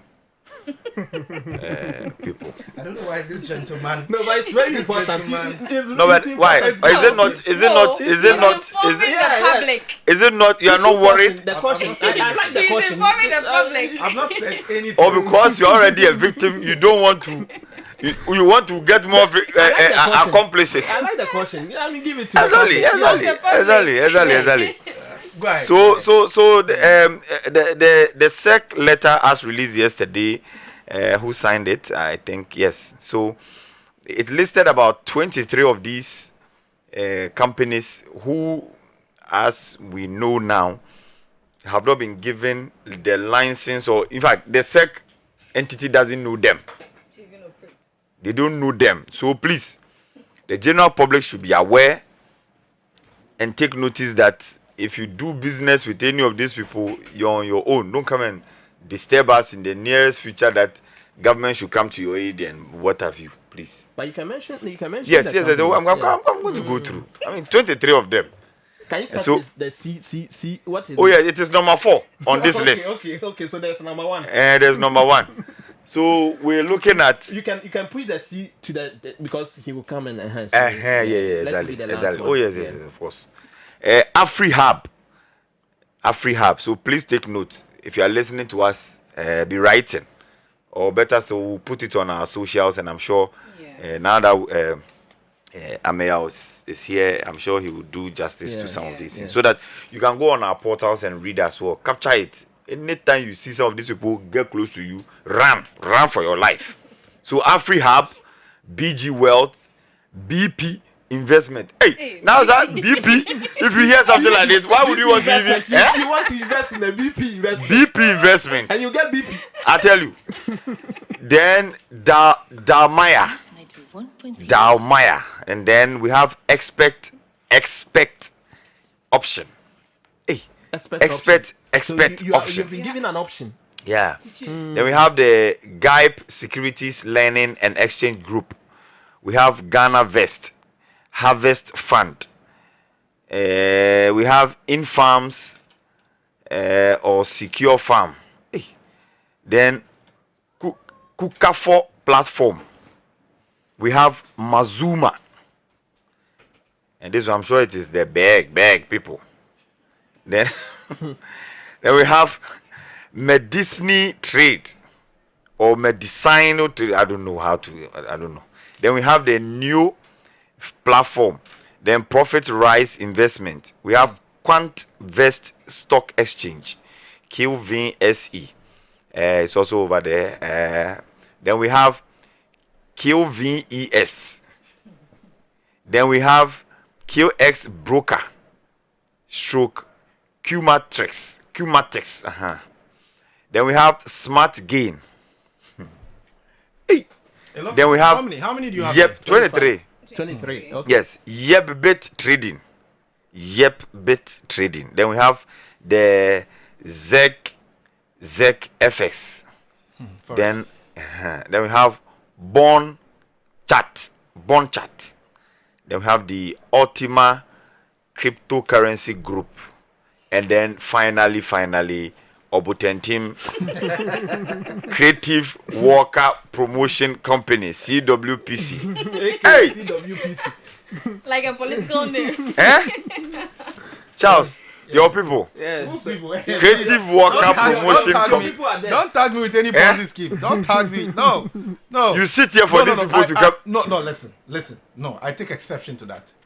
You either withdraw Which one? and I apologize. Which you one? are a lawyer in the making. Which one is the You know statement to make. You know statement to make will have far-reaching consequences. Which one is the withdrawal? You must withdraw. Else, Did you engage them or you did else not engage I will them? sue. Don't associate me with any brand. I'm a professional. But you even have Okay, their listen. flyer. Yes. It's on his desk. Me. Oh my God. Anyway, guys, you can't get this anywhere. But of course, from the area guys, the area boys and girls, whenever they come onto the show, you know that definitely we have something for Please don't go and do business with any of these should be people. We advised. beg you. They should be We beg advised. you. We should. And I think there are more Charlie. there that have not been captured Yeah. yet. Yeah. You just need to be cautious. One of these The days. quick money. Let me The say. focus on quick No, but I don't money. even know why some of these things is even coming after Yeah. the harm has already Yes. been caused. Yes, I don't understand. Be proactive. I mean, Very, very sometimes proactive. Yeah. let it not happen before you list these companies for people They do. When you go to their website, it's there. No, normally it is when they have seen that tensions have heightened. Then No, they like the Ghanaian- Nam1 thing. Yeah, Ghanaian. Nam1 thing was already going on. People were investing and all that. We had it. It was when Doctor people had were, about 500,000 with NAM1. Told me. okay. So he's a victim. No, you want to equalize by far. Nah. You want to equalize by But far. you see, the point is that it should give you some respite, knowing that the case is still in court. Thank But why you've given up on the 500,000? No. You see, Me. You've given up. Let me give those people. Okay, briefly, guys. A word of encouragement. If you have invested with Nam1, take it as your money has been stolen or your money is lost. It is not coming back to you. And move on. There's hope in sight. There's no hope. This one, the light at the tunnel has been already been switched off. There's no light at the tunnel for you. There's like There is nothing like that. Just move on. Okay, your money is gone. That's it. Okay, guys. Thank you so very much. But you'll definitely be back. You know the big conversation on the table, whether or not social media has been good. Yeah, that's a big conversation we're having this morning. So even as we're having the conversation about the prices of food stuff on the market and what have you, we're also going to be having a conversation about the good, the bad, the ugly, and all of that as far as social media is concerned. And one person who is very loud on social media, Elizabeth Edu, should be here to explain to us what the benefits thereof are. And I wish Veronica was here. And she will teach us the tap, send, tap, we have send. never done One of these days, we'll also talk about the benefits. We'll just dwell on the benefits. You know, there are people who are making tons of money. I mean, a lot from social media. Elizabeth has millions of CDs. Of dollars. Yes. Sorry. I in her account. I dare Elizabeth to give me her phone right now. Let me get into her TikTok page and show you how much in digital gifting she's Destiny making. helpers from helping me, please. Yeah. You guys are and you're stopping using my Destiny. iPhone 17 Pro You're Max. stopping my Destiny helpers from helping me. I don't like that. Guys, let me thank you so very much for your time this morning. Elizabeth Edu and Dr. Desmond Kofi and Ameya Edu Jenfi are my colleagues here. And I hope we made your day, especially with regards to the discussions that we had this morning with regards to the prices of food stuff on the market. This is still the Class Morning Show right on Class 91.3 FM. Let me say a wonderful good morning to you, my former colleague in the service, my 3IC, those days. Bawa Inusa, I know you're listening all the way inside airport. Good morning to you and everyone doing the listening inside the Kotoka International Airport. It's good to know that you are tuned in and doing the listening. But are you ready to reveal your fortune? Reveal Scratch for Win is here to change your life for good. So just dial star 850 star 5 hash and win up to 1 million Ghana cedis in more in cash prizes instantly. It's easy, it's exciting, and it's regulated by the National Lottery Authority. So you pick up your phone, you dial star 850 star 5 hash to play the game. You choose your station to play the game on, select stake amount between 5 Ghana cedis and 2,000 Ghana cedis. Choose your lucky card out of 5 options, confirm gameplay, and enter your Momo pin. You receive your game results and winnings instantly. It's easy, fun, and exciting. So get ready to scratch, win, and live your best life with Reveal Scratch for Win up to 1 million Ghana cedis up for grabs. Star 850 star 5 hash is the short code, and Reveal Scratch for Win Scratchy Keke Nedi Sika Say Bam. Reveal is strictly for persons 18 years and above. And Reveal Scratch for Win is powered by Super Cash. Now, Electroland Ghana Limited is giving you big and weekly and monthly big rewards when you buy from any of our shops. That's Samsung, TCL Media, and Nasco Electronics anywhere in Ghana. And so from any authorized dealer or reseller, just buy your LED smart TVs, split AC double door fridges, auto grill, gas cookers, washing machines, and sound towers, microwaves, blenders, mobile phones, and more from Samsung, TCL, Media, and Nasco. And dial star 928 star 8888 hash, or go to Electroland, that's register.electrolandraffles.com to enter our weekly and monthly draws. Approved by NLA on the Caritas Lottery platform, Electroland Ghana Limited, rewarding your patronage the big way. Now, sometimes big moments start with small things: a call to a loved one, a Momo transaction to support family, a bundle to grow your business. And but what if they could lead to something bigger than you ever imagined? With the MTN at 30 promo, every call, every text, every browse, every Momo transaction, every connection to home fiber, and every activity under my MTN app earns you points towards amazing rewards, including 9 brand new Toyota Land Cruiser Prados, over 10 million Ghana cedis in cash prizes, and an unforgettable experience just for you. So because every move counts, dial star 530 hash or using my MTN app to participate now, and let's stay connected everywhere you go. MTN at 30 promo. Make every move count. Terms and conditions apply. And it's now time to bring you Medical Minutes with Dr. Vanessa Appiah. And today, what are we talking about? We're talking about aging and all the signs and symptoms that you're having. What really do they mean? Dr. Vanessa Appiah is standing by. I'm Dr. Vanessa Appiah, and this is Medical Minutes. Today, we are not talking about living longer. We are talking about living well. Muscle is the foundation of independence. After 35, we lose muscle steadily unless we actively work to maintain it. By 70, people who have not done resistance exercise may have lost 30 to 40% of their peak muscle mass. Less muscle means falls, fractures, metabolic vulnerability, and loss of independence. The prescription: resistant exercise, 2 to 3 times per week at any age. Squats, lunges, carrying, climbing. It is never too late to start. Studies show people in their 80s and 90s gain meaningful strength and function from beginning. Brain health. Cognitive decline is not inevitable. Manage your blood pressure, blood sugar, and cholesterol. The same vascular damage that affects the heart affects the brain. Stay socially engaged. Protect your sleep. It is when the brain clears its toxic waste products. Stay intellectually active. Connection and purpose are also so important. People with strong social bonds and a sense of purpose live longer and stay sharper. In Ghana, our elders carry wisdom, authority, and vital family roles. We must protect those roles and not quietly sideline our elders as they age. Being needed is biological medicine. Aging well is not about stopping time. It is about building enough strength, connection, and health in every decade to carry you well into the next. Whatever your age today, start now. I'm Dr. Vanessa Rapia, CEO of the Accra London Health Centre. Your well-being matters.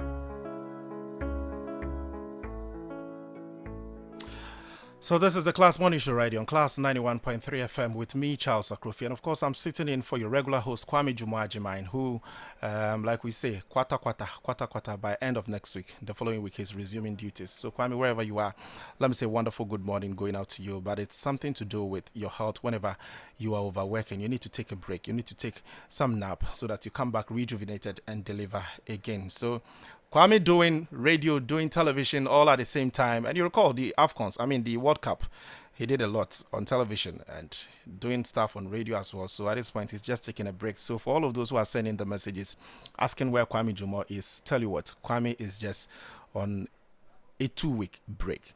Now less than 2 weeks. So he'll be coming back very soon. It's now time for a piece of my mind, which is a segment on the show where I share my thoughts on an issue and also give you the opportunity to also call in and share your thoughts on the issues that I share with you. But I don't know if we can open the phone lines because up until now, the telcos are still giving us problems. And it's sad. Anyway.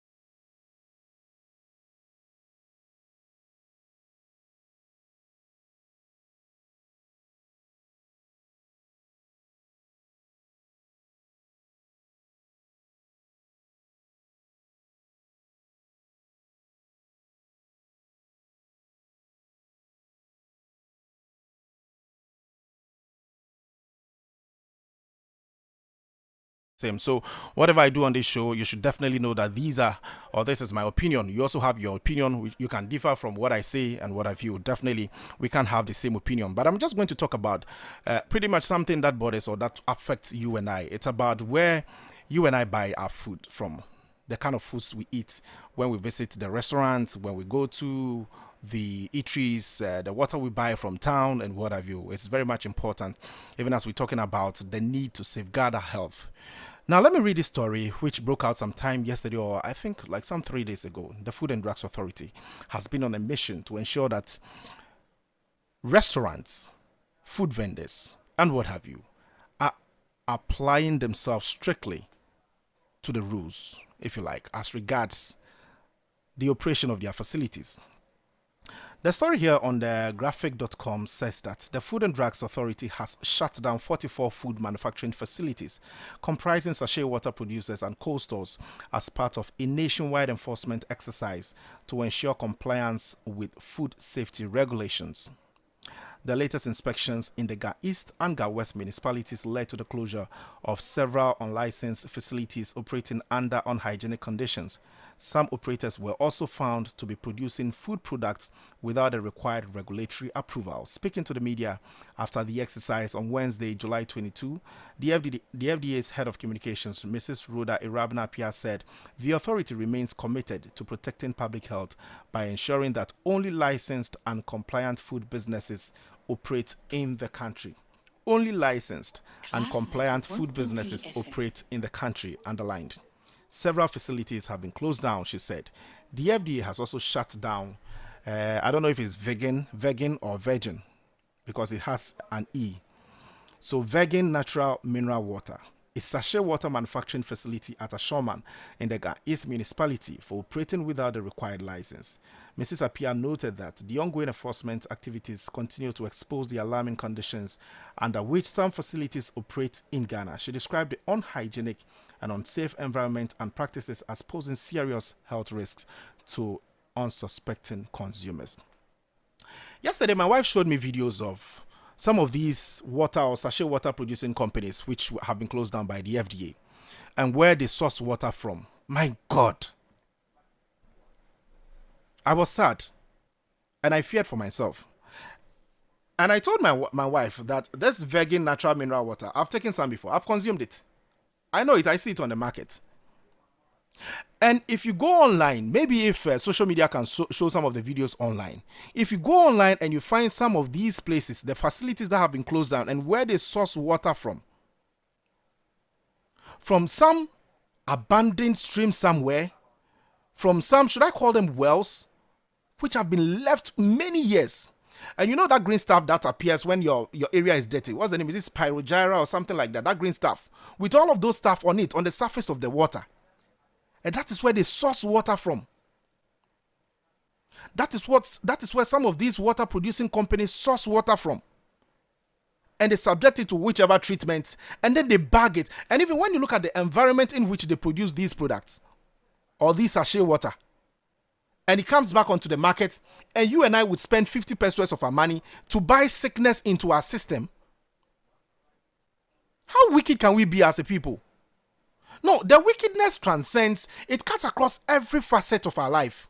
From the market to wherever. We are just wicked as a people. You don't care about the health risk you pose to people. Yours is just about the money. Money, money, money. Let me produce it and sell it to the people. It looks clean in the sachet. But really, we don't know what we are consuming into our bodies. You sit in the Trotsky's pure water, you buy 50 pesos, your money is gone, and then it poses serious health risk to you. You drink what you do not know where it is coming from.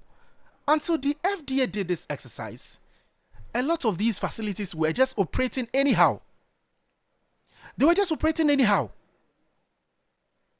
No, how wicked can we be as a people? I just don't get it. You know, sometimes when I talk about these issues, I get angry the more. I get angry that you are producing me something, you are taking my money, and you are selling the thing that would harm me. That will pose serious issues. That will pose serious threats to my health. You don't care about where you get your production material from, or the water, where you source it from. You don't care where you source it from. And when you look at what looked like, is it a manhole? Is it a manhole or a well? The videos that I saw. It looked like that. It looked like a well. It looked like a mirror with all the green stuff on it. And then they source the water from there. Ghana Water has a treatment system. Yes, we understand. And they have a way of harvesting the rains. And then they subject it through thorough treatment process before it flows through our taps. Now you go to source it from whichever source. And then you subject it to your system, to your production system, or to your whatever system that you have there. You subject it to it, and then immediately you bag it, and then you pack them into the trucks, and then they get into our communities. They sell them to these retailers. They sell them. They are paying with their monies. And then once they pay with their monies, they also forward, they sell same to the ordinary Ghanaian out there who pays 50 pesos for a sachet of water to drink what? To drink danger into his or her body. And some of the cold store facilities too. Look at the kind of meat, chicken that they were selling. Expired chicken. And you and I will go to the market and then we'll go and buy from them. Unknowing to us what we are consuming. It is expired, but it looks so nice. It looks so beautiful. It is as though, you know, this fowl that was slaughtered for this purpose looks quite healthy. So you see it bulky like that and you are happy. You don't know what you are consuming into your body. The videos I saw. Sometimes I don't get it. I just don't get it. How wicked we can be. The craze for money. It is about money. It is about money. When some people know that the health of their consumers or their clients is very paramount, is very important, and so they've invested in buying polytanks and harvesting this water and treating them further before they bag them. You have decided that you source it from some underground system, which is polluted. And with all the dirt in it, you source it from there. And you bag it for us to drink. No, such facilities shouldn't just be closed. In fact, you see, the individuals, those who are manning those facilities, they should be prosecuted. Because this is criminal. It is criminal. Oh yes, it is. They should be prosecuted. This is more like mass murder. If I may. It is like mass murder. Because over the years, this is the business you've done. 5 years, 10 years, 2 years, or whatsoever number of years you've been doing this business. And so look at the number of people who would have drank your water. And you see, some of them don't just sell it within their locality. They have the trucks that take them to other regions, Eastern region and all of those places. And so you spread it. And so you go to the hospital and they tell you you have a problem with your kidney, you have this condition, you have that condition, and you don't get where you got it from. You think that you are living the healthiest of lifestyles. Yet you go to the hospital and they are telling you that this is what is wrong with you and that is what is wrong with you. And you come back home and you think and think and think and see no reason why you should have such a condition. Now let me come back to the FDA. Kudos. Kudos on what you've done. However, can we continue in this way? Can we sustain the fight? It shouldn't just be a one-day thing. And the razzmatazz for people to see that the FDA is doing something. And for all these years, why? Well, someone can say that the FDA has been doing it, but perhaps the media wasn't invited. But look, tell you what, we find a number of these companies, we find a number of these eateries, these restaurants, these water-producing companies, and in our own estimation, they are producing under unhygienic circumstances. A lot of them are in town. This is just where, is it Ga East and Ga West? Let me see. So Ga East and Ga West municipalities. Go to other districts, go to other municipalities and see what people are doing there. So FDA, is it something that we can keep doing, we can continue to do? I don't know how we can do it, whether weekly, whether monthly, no, but we should continue doing it. And why has the FDA relaxed all this while? Because it looks to me like, all this while the FDA has been doing nothing about it. Whenever we talk about FDA, and then maybe we speak to folks from the FDA, you hear stuff like, oh, so this medicine, was found on the market and we've told the producers to recall it because it doesn't have FDA certification. And then we come back, we play the advert. This advert is FDA approved and all of those things. It looks pretty much to me that's what the FDA does. But now the FDA is doing something which is laudable. And I would want to urge you on, Madam Rhoda and Co., I would want to urge you on that you are doing a yeoman's job. You are saving millions of lives. You are saving millions of people's lives. So if it is something we can keep doing, we can continue to do. Yesterday, my wife was telling me that perhaps the FDA would have to deploy some task force or put in place a task force and get these men and women out there to ensure compliance with safety standards. Yes, it's laudable. I don't know if the FDA has anything like that. The rent commissioner is doing something phenomenal with the yellow boys. Doc, they are called yellow, eh? Yellow. Even though I'm waiting for when they'll be rolled out and dispatched into our communities. But it's laudable. We need a task force to be checking on these facilities every blessed day. We need a task force. Because see, I'm suffering a misgiving from the hot weather. I'm in a trusky or I'm outside and I need water to quench my thirst. Chances are that the next available water that I see, the sachet water seller, the one who is selling it on the street, I'll buy from him or her. I don't care what brand is it. And it's the duty of the FDA to ensure that we are protected in that regard. So why were we not seeing this campaign from the FDA? Yes, it has started. Better late than never. I agree. But why were we not seeing it in the past? It means that it forms part of your mandate. Let's sustain the fight against some of these unhygienic, vendors who are selling stuff to us and selling sicknesses to us. You go to the hospital and you don't have answers for. They put you on medication for long. And then the next thing you hear, you have typhoid. And you tell yourself, no, but I'm careful. I don't eat from places just anyhow. No, but you've forgotten that you went to eat somewhere. And you see, sometimes you visit these facilities and go behind these facilities. Just be curious and go beyond. Sometimes some of these restaurants, go behind them and see the mess, the unhygienic surroundings that they find themselves in. But when you enter the restaurant itself, and that's where they cook. That's where they cook all the stuff that you eat. But when you enter the restaurant itself, it looks all plushy, so to speak. It looks all nice with the air condition, and they come and serve you and you are eating and you don't know what you are eating. Sometimes be curious more to know where you are eating from. And you get to know that the kind of meals that these people are serving us, the kind of stuff that these people are giving to us, it's rather killing us. Our pension, of course, we are all looking for money. We are all looking for money. But you should look for money the right way. If you are looking for money at the expense of people's lives, then what are you doing? What are you doing? You source water from an abandoned well, and it looked abandoned for years. It looked abandoned for so many years. With all this pyrogyra and all of those stuff on it. And what treatment do you so you add a bleaching agent and what? And that's it? And then you bag it.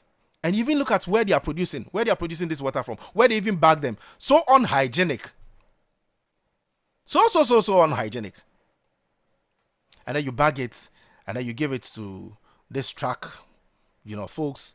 They also take it to the market, and then people buy from them. The shop close by will buy it, and then I'll go, when I close from work, I'll go and buy Auntie Lizzie, Mommy, pure water bag back. Then I buy it, I take it home, I drink it, my family drinks it, and then the chain continues like that. Then it's sicknesses upon sicknesses upon sicknesses. How wicked can you be? Shame on you. Shame on you. The FDA, you've closed down a number of these facilities. Make sure the officials involved are prosecuted and don't give back their license to them. That's the way to deal with this issue. Don't give back their licenses to them.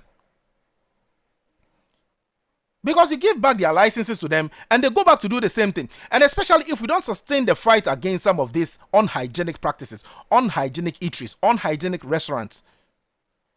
And that's why I'm saying that the FDA, it is important that you continue to do this. It is important that you continue to do this.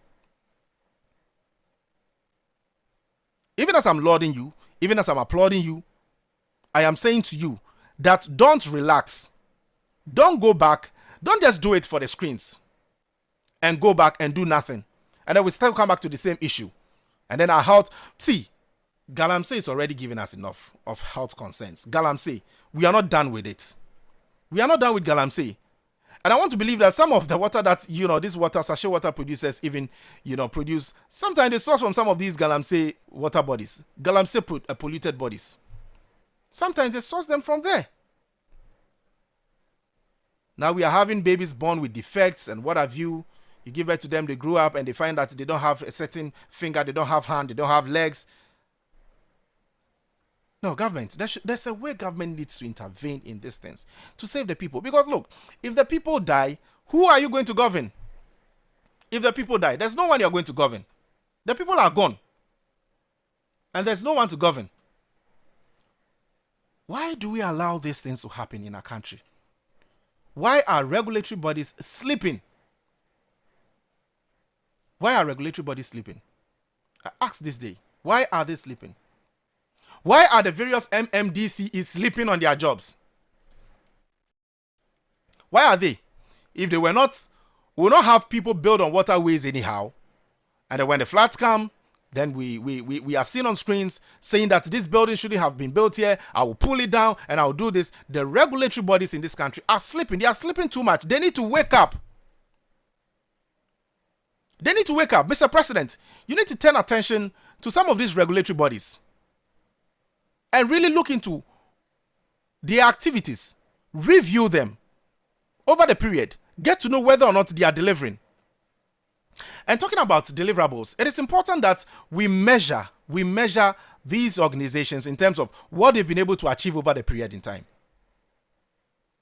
And I want to make this call this day to my very good friend, Samuel Atamils, the Member of Parliament for Commander Idina Iguafu Abrim. When you have these officials appear before the Public Accounts Committee, sometimes factor into consideration the health statuses of the individuals, of the Ghanaian people, and the kind of things these people do. Aside ensuring that monies that have been embezzled or that have been used unwisely and all of that are brought back into the state kitty, it is important that we also look at what, especially with regards to those agencies that are there to ensure that you and I are very safe in terms of our health in the country. Let's factor all of these things into consideration and pose the very relevant questions to them, so that if it is important for us to name and shame them on TV, we do that. Enough is enough. Yesterday, my mom was telling me, so when you guys go on radio and you talk and talk and talk, do they do it? I'm like, well, we can only talk. I can't go and force the arms of government to do certain things. I can only make the suggestions. I can only plead with government as a Ghanaian that this is what I've observed. And so government should do something in that regard. There's nothing more I can do. You and I have a country to build. You and I have a country to propel to the destination that we want to get to. And I say this day, while applauding the FDA, it is important that the FDA sustain the gains made so far. Just as I was making a point early on, that the fight against or mitigating against floods in the capital and parts of the country, we need to ensure that we continue in that tangent. The president made a declaration for a national exercise, but a lot of you were still in your homes. Your frontages are dirty. The gutters in front of your house are choked. Yet you saw nothing to do that very day, which was so pretty much it was a holiday. I would say so, because that Friday when the exercise started, it started with the military or the security personnel, but a lot of citizens also came out, I should say. But there were some miscreants, some people who are so unyielding. They just stayed in the house and did nothing about it. You come out from your house, you see the frontage so dirty. The gutter in your frontage is so dirty, and yet you find it okay. It's okay for you. They say cleanliness is next to godliness. And the God that you and I serve, regardless of your religious affiliation, the God that you and I serve, because at the end of the day, we all believe in the supreme God, isn't it? So that's what I'm talking about. And the God that we all serve is clean. And if you were created in his own image, he expects you to be clean. He doesn't expect you to be dirty. He doesn't expect you to be dirty. This morning, even as I bring a piece of my mind to a close, and I don't know, I'm not sure. Ira, can we open the phone lines? No, I understand the phone lines are still down. Today we can't have you, but let me hear you on what you've got to say so far on the issues I've discussed with you on our WhatsApp console 0500,000 202 0500 202, and I'll make the time to read all your messages here. Just as I did with the tomato, the food stuff issue. I have time today. I'm doing the show today with you pretty much, and then my colleagues in here in studio. And so 0500,000 202 0500 202 is a WhatsApp line. You can send in your comments, your contribution as far as the issues that I've shared with you this morning is concerned. And let me take the time to do the reading for you right here and get to understand the issues as we have it this morning. This morning, let me thank you for being a part of the program. It's still the Class Morning Show right here on Class 91.3 FM. My name is Charles Akrofi. Pretty shortly, we're going to be setting the ball rolling in terms of social comments. Our social segments where we discuss whether or not social media has done us more harm than good as a people. Let me hear you on what you've got to say. 0500,000 202. Okay, there are some messages that I've gotten here already, and so let me take the time to read them for you. Master Red Kaswa, also known as MPP Beba 2028.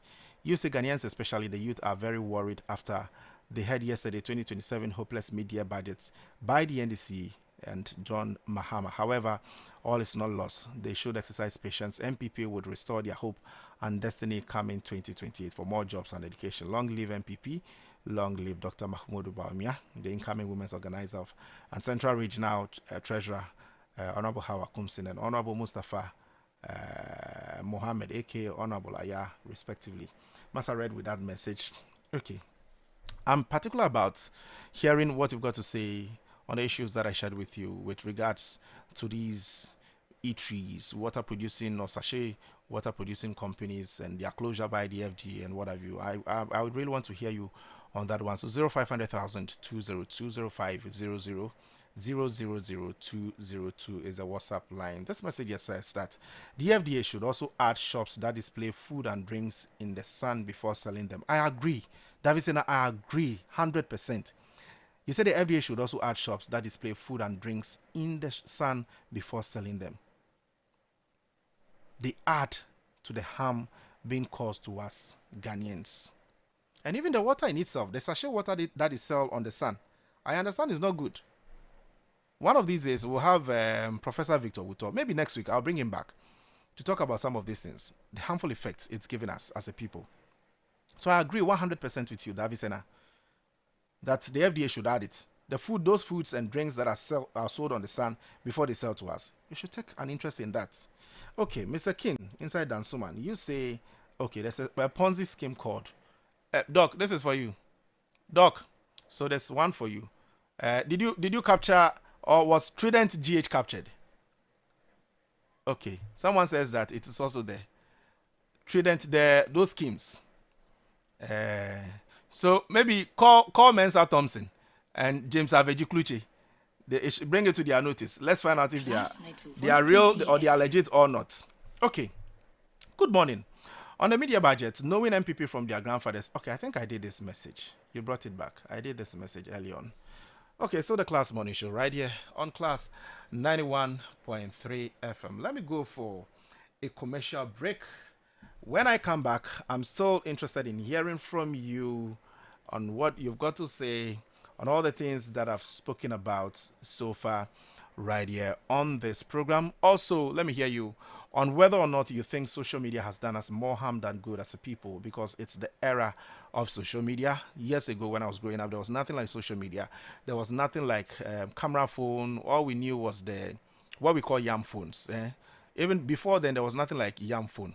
Growing up in somewhere in the Eastern region, Akuse, I recall whenever you want to make a call to, say, a friend, a colleague in Accra, we would usually go to the VRA area, the dam site area, or a message will be sent to you that you have a call, and the caller would have to hold on. That was the days of, what's the name? Someone should help me. Those from the area, is it the Botorola and Co?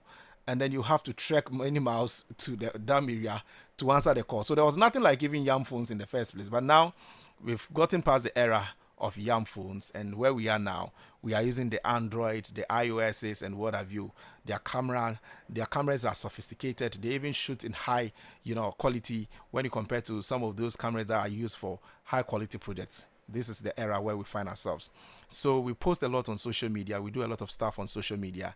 But the question we are asking this day is whether or not social media has helped us more than, doing harm to us as a people. So I'm also interested in hearing from you on that issue. This one here says that, Charles, once again, I'm Eben from Kwabena. Yes, Eben.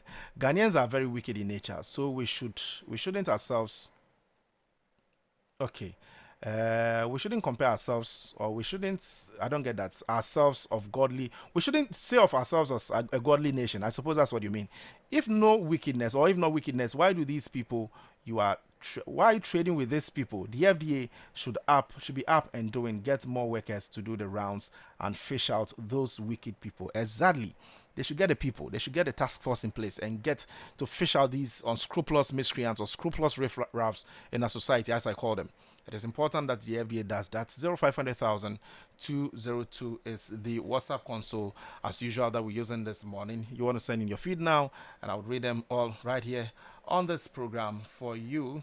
It's still the Class Morning Show right here on Class 91.3 FM. A special shout out to you, Davis, and I hope you are well. It's good to know that you always tune in, and for your counsel and everything that you do, we appreciate that. Good morning, Class FM. Please, with regards to the adverts on your show last 2 weeks, kindly tell the company when the okay Gloria, so I've heard you. I would relay this information to the company you talked about. Maybe if you can mention the name, if you can send me the name, because we did a lot of adverts, or we advertised a lot of stuff right here for our clients. Okay, 30 minutes into 8. Let me take a breather here. And when I come back, we set the ball rolling.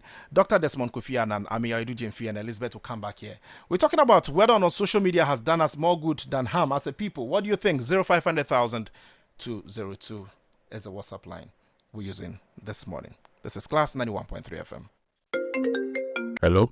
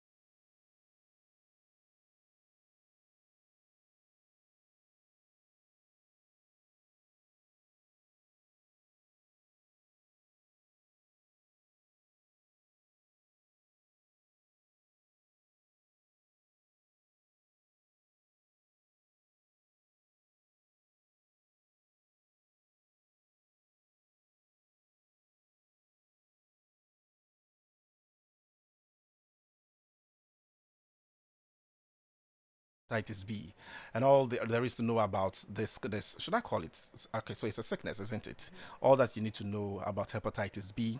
We are joined in studios by Dr. Irajwa Nuno, who is a public health physician specialist at the 37 Military Hospital. She's going to help us navigate our way past this subject matter this morning. Doc, good morning. It's good to have you here. Good morning. Yes, it's good to be back as well. Yeah, it's been a while actually. Yes. This year have we met? I don't think so. But we just spoke on year. phone. Yeah, we spoke on phone, yes. Yeah. Because I do the phone in tomorrow. Exactly. Just on my schedule. So. Yeah. And normally, how are your schedules like on a daily basis? Like, for instance, you get to the office, and what really is your specialty? Public health. Public health. Yes, so we have the public's interest at heart. So we do everything from health education to outreaches to home visits to managing or controlling or looking out for outbreaks. Public health is huge. It's a big field. But I'm schooling as well. I'm doing my PhD, so that keeps me busy. So when you're done with PhD, then you become what? You're already doctor. We have Dr. Desmond Kofi Annan there. Kofi Annan, yours is Dr. Kofi Annan. Very soon, Dr. Irajwa will be Dr. Irajwa Nunu.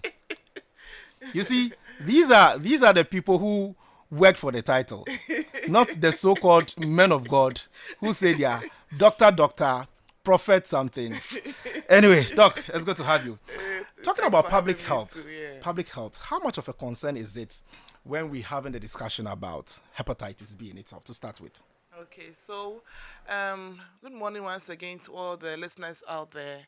Now, hepatitis B is of great concern to us as public health physicians or people, because globally about 300 million people are living with this disease. And in a day, it's still being diagnosed in thousands. When we bring it down to Ghana, about 8 to 12% of Ghanaians live with chronic hepatitis B. Which means that if you pick, if you put 100 people down, 8 out of the 100 or 12 out of the 100 are living with this virus. So clearly, it's something that is with us, and we have to be able to control it or manage this effectively. Now, the reason why it's of concern to us is that if somebody is infected, because the symptoms do not show initially, you may not even know that you have the disease, and you are able to infect it to others. So that's where public health we are concerned, because we want to break that transmission where you are spreading the virus to other people. Okay, so our main focus is on the screening, the testing, whether you have the virus or not. And if indeed you are negative, we advise you to vaccinate yourself with the Hep B vaccine, because that protects you for life. It's 3 doses and it protects you for life. So it protects you from what? From the virus. You test negative already. You test negative for the virus. You then go ahead and vaccinate. Okay. So that now you have antibodies. So that anytime, if anybody should even infect you with the virus, you don't get it because you're immune to it. Okay. Like the way you have other vaccinations for other things. And if I know you went to take your COVID-19 vaccine, for instance, or how you took your polio when you're a child, all those things. Yeah, so vaccines prevent you. So that when develop you're exposed, the antibodies, so that when you're exposed, when you're exposed, you don't get the infection. Okay. So, and if you are positive too, then we'll link you to care. Because if we don't link you to care and you are positive, you may develop other complications like liver cirrhosis or liver cancer. Liver cancer can be quite fatal. It has a very poor prognosis. But by the time we pick it, something like that spread to other parts of the body, and the survival rates are quite low. So that is why we are very aggressive in our awareness for hepatitis B. I see, that's alarming. You say 8 to 12% of Ghanaians with chronic hepatitis B. Yes. So it means that we have chronic. We have 2 types, acute and chronic. Yes. Okay. So tell us, what are the differences? Okay. So with the acute, usually self-limiting. So let's say you're exposed to the virus. You have a strong immune system. You don't have any other comorbidities. You don't have HIV. Anything that will suppress your immune system. You're able to fight it off.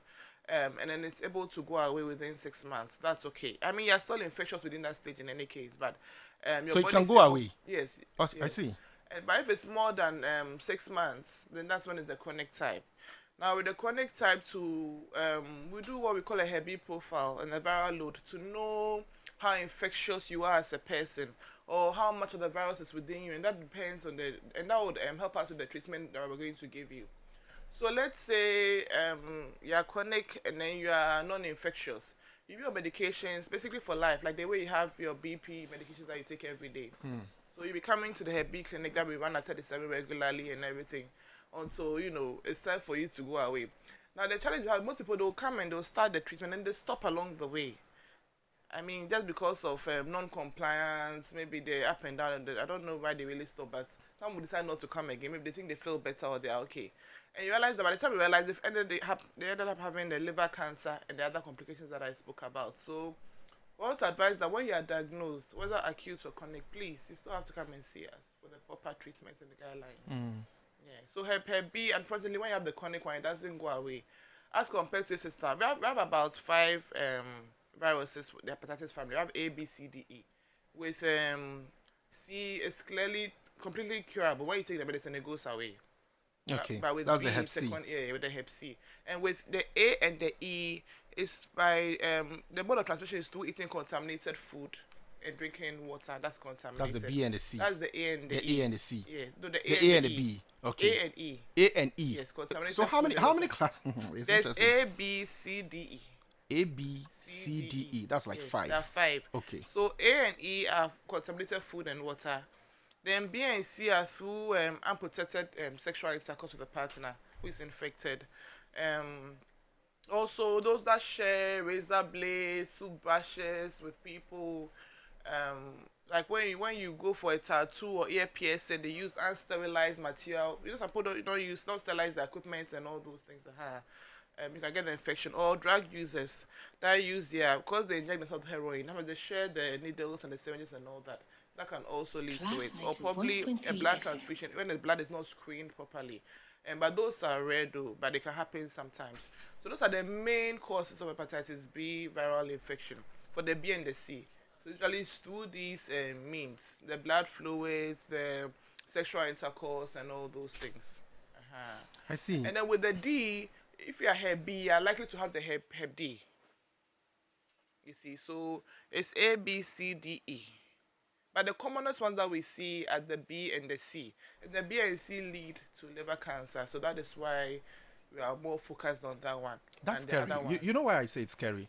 Just a while ago, there's a segment on this show we call A Piece of My Mind. I speak my mind on an issue and then draw the attention of authorities to it. Yeah. Yesterday or a few days ago, we saw the FDA crack down on some restaurants, some facilities that were producing under unhygienic circumstances. And we found a number of these water producing companies producing or sourcing water from dilapidated and abandoned water bodies, wells that have been abandoned millions, years ago. They go and source water from there. And those green algae, stuff, that's algae, algae. Okay, thank you. So you find all of those stuff on it. You buy the water, it's subjected to a certain procedure at their end, not from Ghana water. You are in the Trotsky, you buy the water from the streets, and then immediately you consume it. You don't know what is going into your body. So you are saying that the A and B can be caused by you. A and E can be caused by you taking some of these contaminated water. Yes. Scary. So everyone is at risk. Yes. Initially, I was thinking that hepatitis, when we talk about hepatitis, is by having some blood, contact with somebody with the sweat on the body and all of that. There are various types, so they have different modes of transmission. I see. Maybe let's get into it because we are educating people. So let's get into we've spoken, somewhat about how they come about. For instance, the drinking of water and polluted water and what have you. So the ones that cause the liver issue, the liver cancer. Liver cancer, yes. How do you get it? Okay. So that's through the having unprotected sexual intercourse with an infected person. Oh. And then you are sharing the razor blades with other people, toothbrushes, why would you even share toothbrush? People do that. People do that. Some people when they're in love can be blind sometimes. You do all kinds of things. That's why we say love is crazy. You think like it's cute to share somebody's brush, but I mean, actually, when it's probably a one night stand, when you don't know the person's sexual history so much, you maybe went to sleep over without bringing your own items. Like, let me just use my partner's brush or something. That can also cause that. And then, like I said, mother to child transmission is also important. So let's say you're a mother, you have the virus. You didn't attend antenatal care. some mothers don't attend antenatal care, although it's free, they don't attend it. So you may have the virus without knowing, and then you pass it on to the child, to the placenta or during childbirth, because you know that the body fluids mix up and all that. So the child may end up being born with the virus, and we not even know until he grows up, he or she grows up, and then we can detect it and all that. So we have that vertical transmission as well. So there are various means in which this virus can be transmitted. Okay. But the main one of besides the mother to child transmission, what we are worried about is those who have the unprotected sex that are, because that's our main worry, especially with the young ones that are coming. They have this craze where they meet somebody today and then the next day they're in his bedroom. They don't really focus on, let me go and make sure that he's probably disease free or he's okay, or let me use the condom when having sex and all that. So it's like they're not really worried about the STIs. Yeah. You know what Professor Wuto told me? Pregnancy more. Yeah, exactly. This is what I was just about saying. Professor Wuto told me that they are concerned about the pregnancy, the HIV/AIDS and all of that. They are not concerned about it. Yes. But so that's what will kill you, not even the pregnancy itself. So it's about time that we the youth especially, are more concerned about their sexual health and those that they have sex with.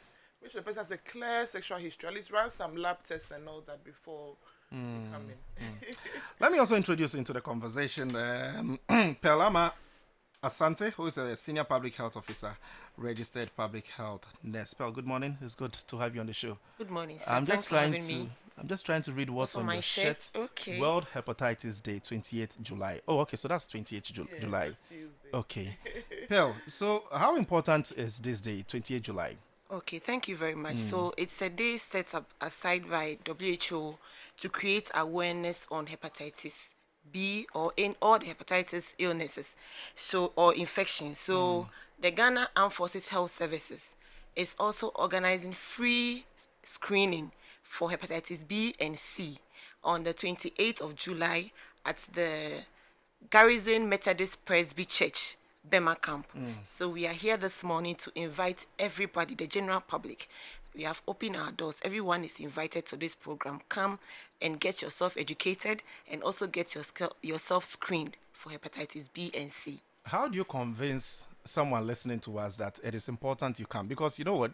A lot of people are scared to know their statuses because they will tell you that me Nimkrano, I'm safe because I'm not thinking about it. Once you break the news to me, that is when I get worried. How do you convince someone who is listening to us in the house that it is important for you to come and get tested and screened? Yes, so we are public health people and we believe in prevention. We also believe in early detection. So you see, every disease, if you detect it early, it is easier for you to put in measures to help the client rather than you being there and not knowing anything about your condition. Before you realize the disease has progressed. When it happens like that, you are going to spend a lot of money. It can also kill you. It will take your time and your resources.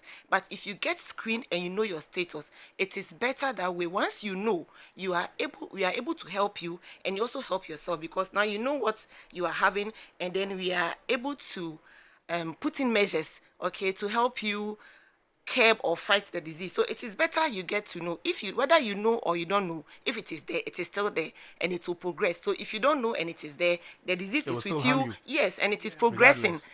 Okay, so it is better you get to know. We say knowledge is power. Once you have the knowledge, you have the information, you are empowered to make a move about your health. And you know your health is in your own hands. That is what you have to do. That is what you have. If you are not healthy or you don't know the state of your health, you wake up every morning thinking that all is well with you. Sometimes we assume that when we are physically fit, like we are physically okay, then it means there's nothing wrong with me. Because you wake up in the morning, you can go to work, you can do whatever you are supposed to do. Most of the time, some of these diseases don't even show early signs. Yeah, it's symptomatic sometimes. Yes. So before you see one sign, you are already down. That is why it is important to do the screening, get to know your status, and then prevent the disease from progressing or even killing you. Interesting. So if you just joined in, this is the Class Morning Show here on Class 91.3 FM. My name is Charles Akrofi. We're having a conversation on hepatitis, the need for you to actually know your status. And in here in studios with me, I have Dr. Irajua Nunu, who is a public health physician specialist at the 37 Military Hospital. And also here with me, Pearl Ama Asante, senior public health officer and a registered public health nurse at that. They say on the 28th of July this month at the, is it Bema Camp? Yes, please. Yes, so they are doing a free. Presby Right, right. side, they're having a free health screening for all of you with regards to hepatitis. I'll definitely be there. It's important you get to know your status regardless. So you would also want to make your way there rather than you going to a facility to pay for all of these checks to be done for you. Why don't you go there? It's free of charge. And then I'm sure there are counselors there. There are people who counsel you even before even doing the test, and after you are done with the test, they'll still counsel you so that because I don't want to all your fears. Exactly, it's important because I wouldn't want to come there and then you tell me that I have chronic hep. Then I know that I'm going to live with it for life. Hello, really? Yeah. It would be heartbreaking to hear such news. But Cancelled, don't worry. Dr. Raja, let me come back to you. You talked about something very important, and I think we need to stay on there for a while. Mother to child transmission. Yes. Are you able to prevent this? If, for instance, they come for the antenatal and all of that, and you detect that a mother is carrying it, and so in order to prevent her from transmitting it to the child, the unborn child, do you have such mechanisms in place to protect the child? Yes, we do. We call it the PMTCT, or the Prevention of Mother to Child Transmission of Diseases. I think we're having a triple elimination program with HIV, syphilis, and Hep B. So usually what happens is that when we run these tests and we realize that the mother has any of these infections, probably let's take on the Hep B because that's our focus for today. When the baby is born, we'll give you the baby an injection. So the baby will not end up having that virus. Okay, so that's a way of preventing that transmission from the mother to the child. And that is why it's key that every woman attends antenatal care, because if you don't attend it and then we don't know that you have this virus within you, we don't know how to break that transmission. You're able to pass it directly onto the child. We don't know what prevention measures to take. But once you come and we do the test, we are positive, then we know that, we have to take care of the baby. Once the baby is out, we have to give them the immunoglobulin so that it doesn't get the well, what are some of the effects it has on the child? What are some of the the symptom that would show physically when you give birth to the child? We know the mother. Yes, the status, and then the mom tried. Yes, exactly. Okay, so this is the mother who is infected. Didn't know her status, so she gave it to the baby. So usually the baby may come out jaundice. So yellow eyes, yellow skin as birth. So wait a minute. Wait a minute. So my little boy, okay, was birthed, so to speak, or was given birth to, and for a full day, he didn't suck the breast. Okay. And then all of a sudden, we saw the yellow eyes. Okay. We were told by officials at the facility that I was so no. He's not taking it. Breast milk. Immediately I see that yellow eyes. Does that mean he or she has hepatitis? No. Okay. There are various causes of hepatitis. Of jaundice, sorry. Okay. Then like you are safe. Yes. It can be prematurity. There are lots of causes of it. Okay. We're not going to that now because that's not the focus of today's presentation. But I'm just saying that with hepatitis B, a baby born to an infected mother may come out as jaundice. Sometimes too, we may not even know until later on when the child grows up a bit before these symptoms start to show. So you might even not know the child already has this hepatitis B infection until the child grows up. And we're doing a test, like what we are doing our screening, and we find out that, okay, that means that he probably must have gotten it from the mother during childbirth. Yeah. I see.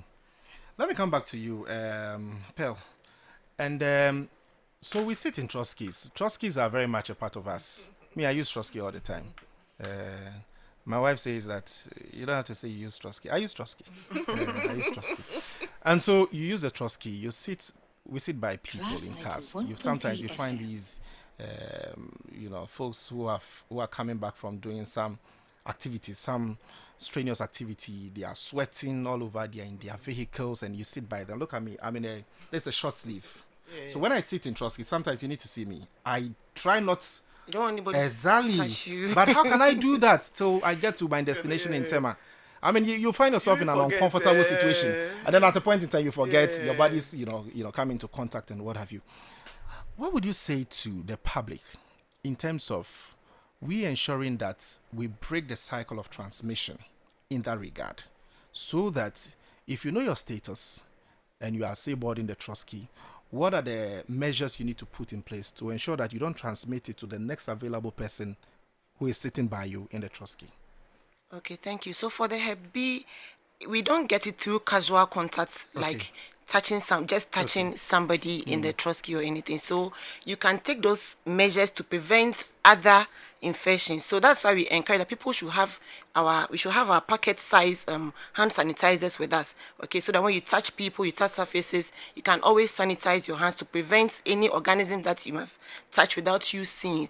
But in this instance, it may not be for Hep B, because that one, it is not through casual contact. No. So if I have Hep B and you shake hands with me, I cannot give it to you. So how about the body fluids? So the body fluids, yes, there should be a break in skin. Like you have a cut injury. Okay. Or injury. Okay. So that's A wound, an open wound. Okay. Yes, that's how the body fluids can.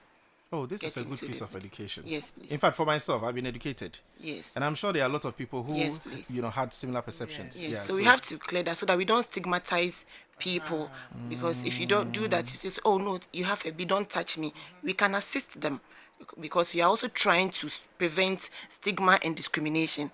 Okay, so you don't get it through just casual contact, like you helping someone who has, even if you know the person's status, you can shake hands with the person. You will not get, you only have to make sure you don't have an open wound when you are coming into contact with such people, because if you have an open wound and there's exchange of fluid, that one you can get infected. You talked about the sanitizer. Once upon a time, there was something we called COVID-19, Yes, please. which came, Yes, please. which took us all by surprise. Yes, please. And then all of a By sudden, the Still way, there. it hasn't gone. We see cases every day. I will not even say we've relaxed the rules. I will not even say we've relaxed them. We've stopped. I don't have my hand sanitizer here. That's true. We sit in the vehicles. We don't wear Yeah. our nose masks. Yeah. You find people sneeze anyhow in Anyhow. vehicles. And when you try covering your nose, it's like, hey, You are you're there on a too deal, long. fools, you understand those things. You feel weird. Like Yeah. How Yeah. important is keeping these items on you? Even like, being, it must be like someone Yes, would say, please. a part of you Yes. every now and then. What would you tell the people out there who are listening to us that, look, it is important you carry this stuff all the time because it protects you? Yes. So the ideal thing is to even wash your hands under running water with soap. That is the ideal thing. But in a situation where you find yourself not having access to running water and soap, that is when the hand Sanitizer sanitizer comes in. But even the hand sanitizer, the use of it, it's not advisable if your hands are visibly dirty. By that I mean you can see that The there dirt. is dirt. That one, the hand sanitizer, we don't encourage. The ideal thing is to practice proper hand hygiene by washing your hands almost every time under running water with soap. So by running water, I mean water that is flowing from the tap, or maybe someone can help by pouring the water on your hands. Okay, but in the absence of that, then you can substitute it with the hand sanitizer. So you have to get a pocket size. You can put it in your pocket or your handbag or something, so that anytime you are shaking hands with people, you are in the trotsky, the mate gives you money, you exchange the money, you can sanitize your hands, okay, to prevent a lot of infections. It is not limited to only a B or A or anything, but all other organisms that you may come into contact with that your eyes cannot visibly see. So it is very, very, the hand sanitizer there, it should just be a part of you. Once you are stepping out, you pick your phone, you pick some money, make sure that you pick a hand sanitizer as well. If you really want to remain healthy, it's important. But can you ever remain healthy 100%? That's how do I even put it? According to the WHO's definition of health, it's not just the absence of disease or infirmity, but you have to be sound mentally, even economically. So even when you are broke, we can not say you're not healthy, because it comes with anger issues. More times then you are I know, angry. right? Yeah, I'm broken. You are coming to talk to me about You get what? it. I'll do it. Anyway, Doc, even as you take leave of us this morning, what's going to be your parting words? Maybe I'll give you some minutes each so that we wrap up this conversation. So I just encourage everyone, don't wait until you see any symptoms of having hepatitis B before you reach out to us. Just come and screen. It's free. And we are starting the screening at 37. Actually, we started it yesterday, and it's going to continue to the end of July. So even if you can't make it to Bema Camp on Tuesday, you can still pass to 37. Come to the Public Health Division. We'll still do the screening for you for free. And we have the vaccine too available. That's not free though, but I mean, the screening is free. Do you mind putting the cost out? It's about 45 cedis per dose. Oh, So but you need that's about 3 doses, so it's not too expensive. that's not too Yeah. expensive. That's fair. That's fair. Okay, Pearl. Okay, so we're encouraging everybody to be part of this. Just take advantage of this opportunity, get yourself screened, and then vaccinate as well. It is very, very important. Hep B is a vaccine preventable disease, so I don't see why you should be there and not protect yourself. The vaccines are safe. They are wholesome for human consumption. So once you get screened and you are negative, make sure you vaccinate to protect yourself. How long does it protect you? For life. For life. If you take all the 3 doses as scheduled, you are supposed to get protection for life. I see. Yes. Okay, that's some good news at least. I'll come there. I'll be there. We'll Myself be and my team. expecting you. Myself and my team will be there. Sure. Myself. After the show that you passed through. Yes, and that's another Irajua. Irajua too says he'll come there. Okay. Yeah, I always hear about her name Yes, all the time. yes. Irajua, no, Irajua Crunchy. So let me thank you very much for your time, and we wish you all the best. And to say that if you are a listener out there, your health is very much important, because, like someone say, your health is your wealth. Once you are healthy, you are wealthy. You have all the opportunity to make all the wealth in life. So on the 28th, you want to make your way to Burma Camp. Is it Garrison Methodist Presby Church, Garrison, 9 a.m. 9 a.m. So go and have yourself checked when it comes to your status as regards hepatitis B. It's important you do that. Docs, let me thank you very much for your time and wish you all the best. Thank you too. Have a good day. Thank you, and you do also have a good day. On that score,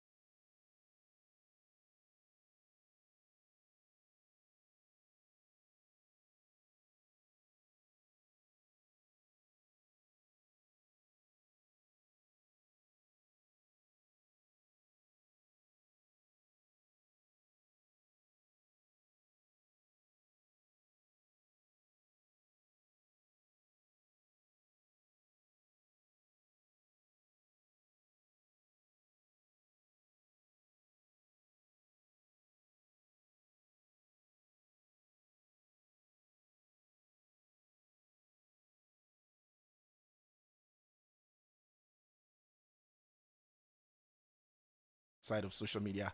This morning we're going to have a conversation about the good and the bad of social media, and then we weighed it to understand where we are in terms of our usage of social media platforms. We can talk about Facebook, we can talk about TikTok, we can talk about as a Snap, we can talk about all of those social media platforms. A number of you, and you the listener out there doing the listening at this point in time, I'm sure you are, if not on one, you're on multiple platforms, several of these platforms. What are the dangers? What are the good sides? What is there for you to know as far as social media is concerned? Let's do this together. I invite your comments, your contributions via the WhatsApp console 0500,000 202. Already in studios, my brother Ami Aidu Jimfi is here, and he's very loud on social media.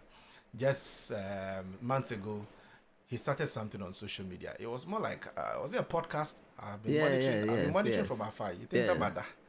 I was monitoring. What were you doing? Good morning, and then good morning to you, and then the listeners, the viewers.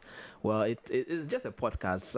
Just for us to express our minds on issues that affect us on daily basis. So it's just like real talk. We just sit down and then we talk. That is all. We don't really. A lot of things are going on. A lot of things are happening in Ghana, and we need to talk about it, and it's youth focused. So that's what I was basically doing. And actually, to talk of the social media thing that is going on, the craze about social media and all that, I would say that it's a necessary evil. It's something that has come to stay. It helps, and it also doesn't really help, because there are excesses to it, and when people engage in these excesses, it doesn't really help. And I think that it's something that we need to be looking at. But when we look at the positives of social media, of course, it's helped us a lot. It nowadays, before something actually have to come to the mainstream media, you already see it on social media, and it's possible to address the issue on time. For instance, there could be an accident somewhere, and it's already on social media. So people get to know of it, and people can address that on time, and help the people who are involved. And like, we have to now come to the mainstream media and all that. So social media has really helped a lot. However, like I said, it is a necessary evil. It is the opium that it is also like an opium, let me put it that way, because now a lot of things are really happening on social media that we need to really, really, really, really address. And I think it's the craze of it. The youth into these things. A lot of things are happening. When you go to TikTok and you see the videos that are coming up, and also because of social media, we also have these scandals happening all over the place. And nowadays too, you see that somebody probably unfortunate incident will happen, and people have their phones instead of helping the people who are victims. You see that people have their phones and showing, because they want to be the first to broadcast it. And so social media, partly good, partly bad. But I think if it to be good, it is also based on the one who is using it, utilizing it, because you choose what you want to do with it. That's what someone is saying here actually. It says social media is good. It is about how you use it. Yeah. If you want to abuse it, it will help you abuse it. And if you want to use it in the right way, it will help you. Imagine phone without Google, Babs, without my message. Yeah, because you see, look at, I don't know if I'm permitted to mention names, but for the those who are doing the positive ones, I think I can mention names. Look at Afronita. Afronita got to the world stage of BGT. Through British social media, talent. Dancing, and all that, and they made dancing, very much attractive. And others are also singing on social media. They are showing their talent. Others are selling their products on social media. They are, promoting their businesses and all that. I am promoting Real Talk, on social media, where I'm giving opportunity to people to come and talk. Like, what happened? We all sit down, we talk, because we are Ghanaians. We need to discuss things among ourselves. Some are also using it to preach the gospel, and then some are using it to encourage people through motivational speeches. And we have, the others who are also doing it. Yeah, the others are also there. Since Lizzie is here, Lizzie will be able to tell us a lot, because she's exposed. she's always live on social media. She's always And just live as on just TikTok. as you've mentioned the Yeah. name, let me bring her into the conversation. How many followers do you have on TikTok? How am I supposed to say it? Oh, Oh This yeah, one- so this- that this we is- can this is encourage nothing. people to follow you more. this is nothing. You are an authority in the space. So She has a lot of followers. over TikTok. 500, Oh, 100. we're talking about millions and Hey, Wow. please, please. Wow. You are saying Wow, you need to help me. 500. My social media only She's like- like 1,000 people are following me. Please follow me. I need the numbers. You know, I need you guys. when you talked about the numbers, I became sad all of a sudden. Why? So I had about a lot of followers on my old Facebook account. One day I checked into my Facebook account and you violated our what, and then they closed me. And then they gave me the opportunity to appeal. Yeah. I didn't know what I did. I appealed it and they said, well, they've reviewed it and realized I violated their rules, and so they closed it. Just like that. So before Lizzie comes in, there was a TikTok account I had. I mean, for journalism. My personal TikTok account, I'm using it for podcasts, as in real talk. We are talking, but there is a journalism aspect of it, and I put videos like what the bloggers they do. I put it up, and then they struck me. So they gave me warnings. I think I have now 2 strikes or something, and they've told me that the 3rd strike will be taking my account. But it helped me to go and read the terms and conditions and the privacy policy. It's because we don't read those things. That's why these things happen. Yeah. So when I read these things, and I realized they are right. You understand? They have their terms and conditions, but we don't read them. They have their privacy policy. We don't read them. It's like arguing with a woman. At the end of the day, you say agree. So you hate the agree. So how many of us, before we sign up to Facebook, TikTok, and all these things, how many of us those read things are the too terms long. and They are conditions? too long. Exactly. Those things are So too you long. do things and then you think that somebody is sabotaging you, but because you've not read it, I took my time to So read. they also I'm deliberately talking about write TikTok. them lengthily I took my time to read it. because they know people will not read and they will violate. It's not that people not read. It's just the Ghanaians don't Ghanaian like- mentality. We don't like reading. Others are reading. We don't. Yeah, because That's why we enter into contracts, and at the end, especially Exactly. the musicians, and at the end Exactly. of the day, they want to come out and they realize they have to pay something, and their music, they don't have any rights to their music and stuff. So it's about Talking we don't like What happened to reading. Kwesiata and Co? yeah, Yeah, Kwesiata. it's just a No, we don't- Kwesiata's issue is different. It's different. No, it's the same. It's the same. It's the Yeah, same. because he Oh, signed a okay. contract where his image, Even even he for can't his even image and all post, that. Yeah. yeah. But he didn't read. Yeah, in Tonto. Sometimes when we get these opportunities or these deals come in, we don't read the terms and conditions to know if it will go in our favor, or we don't also look at the long run, how it's going to affect us in the coming days. Some people think, okay, let me do this because I just want to get out there. At the end Class of the day, 91.3 you get to a certain FM. point in your life, you want to come out of it, or you want to start something on your own, and you find it difficult to come out of it because of the contract rules that you're supposed to follow. Now, some of these people can't even post on their own, and they have to forcefully move away from this what's it called, management and stuff, and it comes and creates a whole lot of issues in the country. Yeah, so Ghanaians don't like reading. There's a saying that if you want to hide something from an African man, put it in the book. It's not true. It's not true. They will It's not never- true now. it's No, still- I don't it's believe still- in that. Oh, It's it's true. It's It's still- not true. it is. It's true. It's It not is. true. It's true. It is. So the book I gave to you. Mm. Do you want me to say it? Ah. Are you done reading it? I'm not done reading it, but it's there. For 2 years now. It's not too bad. So it's hidden. I've hidden something in there. But- You've not found out. Until now, I'm shocked you are not telling me about it because I hid it in there. You see, you are caught in your own web. That is not true. But Elizabeth, you have the numbers, don't you? You have the numbers. Tell us about how beneficial social media has been to your brand as a journalist, to start with. It's been good. The exposure is there, but sometimes To the extent that Sudanese are now claiming you. those are social media You've gone stuff. viral. Yeah, but it's good because it's also an avenue of putting the news out there. I think before I even started it, we weren't having many people putting the news out there like that when in terms of socials. So that is the channel that I wanted to take. So when you go on my Facebook, TikTok, it's all about the news and maybe one or two pictures that I post about myself, and that is what they are used to.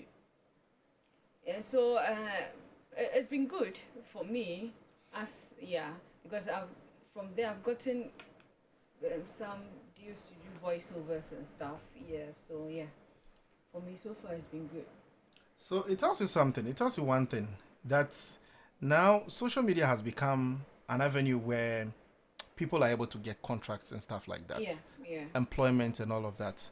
Gone are the days where you would have to type out your letter, for instance, and then walk from one organization or company to the other, delivering your letter. And that letter, you'll not even get to deliver it to the human resource. You only deliver it to the receptionist, and it ends there. Now social media is there, and people are using it wisely, to their benefits. How are you using your social media platform? I've heard a lot of people say that, like some parents tell their kids that I don't want you on social media because you know what? There are some unscrupulous people who are also on social media doing all sorts of unscrupulous things. Some recruitments here and there, fishy recruitment. Sometimes you hear the stories about some persons, what do you call them, child trafficking syndicate, and they go onto social media and then they recruit the people because the conversation starts there. They start to talk with you, and then one thing leads to the other. Then they bring you into the country, or they take you to a country where they are trafficking you to go and involve yourself in all sorts of things. I'm interested in hearing from you on how beneficial social media has been to you, or if you have a different story as regards you being on social media, and you want to share with me right here. My sister was on social media, but she closed all her social media pages. She closed all of them because she thought that the kind of messages she was receiving and those proposals from people and all of those things, she wasn't ready for it. Well, that's a reason for leaving social media. I am still very much on social media because of the work that I do as a journalist, and just as Elizabeth has said, it helps you in pushing the news out there. And in an era where a lot of people were not doing this, Elizabeth and Co started it. Now it's caught the craze. People are doing it. A lot of news anchors, you find them streaming their news bulletins and what have you. Let me bring it to the conversation. Dr. Desmond Kofi Annan, who is coming from a different era. The Gen Zs are the ones who are making use of social media now. Doctor, to start with, are you on social media? Oh, yes. Which platforms are you using? I'm virtually on all the platforms. Okay. But the active ones for me in recent times has been the WhatsApp. Okay. If I'm grading myself, I'll say from 1 to 10. WhatsApp, I do 10. I'm most often on. Because it's an instant messaging platform. Yes, I'm heavy on WhatsApp. TikTok, I do like between 6 and 7. I see. That's still above average. Yes, but for the rest, Facebook, I used to be very heavy, but for some time I've been off Facebook. So Facebook now is around 4. Okay. 4, 5. And I have all the numbers, like on all of these platforms too, I have numbers really. Snap, I used to be until I saw that it was being used for something basabi. I decided to. Tell us about that. Tell us. No, because we are talking about No, the good and the no. bad experiences. We are talking about those ones because I'm on Snap. It's not about something bazaar. It's about something bazaar. No. I always say ask me in my experience. It's really about something bazaar. Like about something bazaar. 95% of it is No, about something bazaar. The no, 5% will no, be maybe what Lizzie is talking about. I've never been on Snap. I don't know anything about Snap is it. not about something. All right. I will not. The point is that I will not take my phone and say I'm going on Snap. No. Unless something, and if somebody is telling me to go watch something over there, like that sort of thing. But that's what I'm saying. So Snap, I do like 2 or 3 out of 10. Okay. You understand? So, you see, this part of our world, we seem to take everything for granted. We abuse everything that would mean well for us. And so one person goes there and there's a particular craze on that particular app, then everybody, whether good or bad, everybody jumps on. And that has been the problem with it. Other than that, There are people who are doing serious things, serious mind activity. And I say mind activity, it has to do with education and what have you. People are doing good business on some of these socials and making good returns. And like Elizabeth and Co. Yes, and people are making money out of Elizabeth some of these is making socials. a lot of money.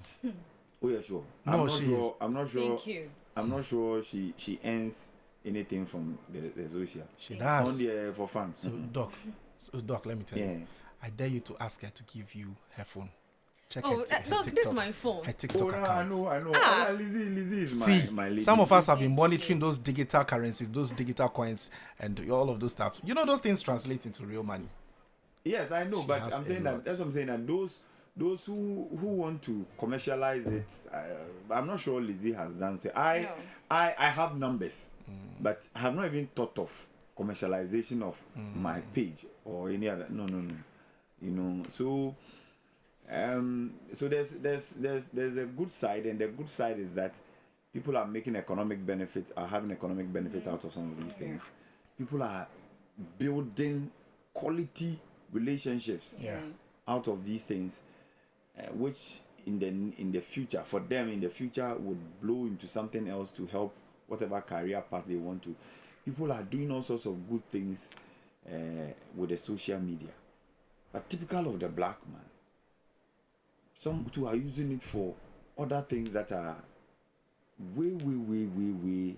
I'm sure the person who even created the app himself did not even see it coming. And that's why sometimes when you see the app, what's the name? Okay, let's see those who operate it. Sometimes they have certain mechanisms in place to check against some of these unscrupulous activities. Exactly, but the point is that you shouldn't make it even. You shouldn't allow it to happen. It shouldn't even start in the first place. I don't know how. I'm not a technical person, or I'm not this too savvy about some of these things. But those IT guys, maybe one day we should invite some of them to come and educate our people on something. Because see, why would you wait for a person to create a page? The person sits, he comes only at he's live at 11 p.m. to somewhere 2 a.m. and how? He does it consistently for so many months. Then one day you say, I have shut his account down. His account down. By then he would have influenced the unsuspecting members of the public. But not influence a lot of. They only shut it down when your account is being reported. For them, they don't care. But they don't have monitors. They have, but if a social media is free for everybody to do whatever I get it, but it was created by a human being. Yeah, but unless somebody. But you created it for a purpose. Maybe that is where the person you're saying is doing those unscrupulous stuff is getting the money from. That is what gives the person money. You get it? So unless somebody reports the page to them, they can't do anything about it. Doc is making this. Why do you wait for someone reports first? Because there should be mechanisms in place to fish out these. Social media doesn't restrict anybody from doing whatever you want to do. It's a free world. Social media is a free world for you to post whatever you want to post. That is why now the Ghana Police Service is arresting people that are insulting and stuff. But if such policy goes against maybe infants or child abuse and there's stuff, the child protection policy. Yes, also there. that it protects it. But apart from that, if whatever you're doing is not having any effect on anybody, you have the right to post it. Then unless somebody reports your page consistently, they have to be reporting it every time consistently, like 2, 3, 4, or maybe 5 people report it before they will take action to block the page. Or what you're posting on your social media is not your content, doesn't belong to you. If you do that they have also the right to block it. I'm looking forward to that one social media page that will be absolutely safe for everyone. Social media page, as in social media. Because the ones we have now, like of course the Facebooks, the TikToks, people do anything anyhow. They are all But- safe. I'm It's just- it is you. It is It depends on safe. you. No, you It see, depends the on point, you the point and is you. that the point is that just as you are so educated, someone out there is not. 1.3 And so FM. someone is doing a live and telling you that money doubling, for instance, bring this amount of money and I'll give you this amount. The person is so fixated on, or the person is down. The person is I don't want to use a certain word, but the person needs money urgently, but the person hasn't had that much of education in that regard, because you seated here right now, you wouldn't invest your money into such a scheme like the Ponzi schemes and all of that. And all of these persons sometimes embark on the activities on these platforms, and so you hoodwink people. People listen to you. They are not enlightened in that regard, and then they just bring their money. is- You get it? Yeah, I understand. So it's But it's a bit. that is not the. That is not the the fault- work yeah. of the It's not the one fault who of the one who created it. created the It is page. your government and you yourself. That's why the government is always educating people on this Ponzi schemes and stuff. So it is you, your government. That is why when you go to certain countries, they have restrictions for. Yeah. Yes, yes. If you are if you're not 60 years and above, you in can't. UK can't use- currently, if you are below 18 years, you can use social media. You can't use social media, so it is you, see. your government, and your parents to put some restrictions on these social media platforms that you are using. The person that the one who created it is just there to make his money. The more you post, whatever you do, that is what they're also gaining from. Just as you've said, but I think I'll just twist it a little bit, because Mark Zuckerberg, or however the name is, and then TikTok, the CEO and all these people, I think there was a time that they were called to a certain board. Okay, so just by way of information, so in the UK, the minimum age, as per the rules in the past, was 13 years. Okay, it says current minimum age. Yes, 13 years.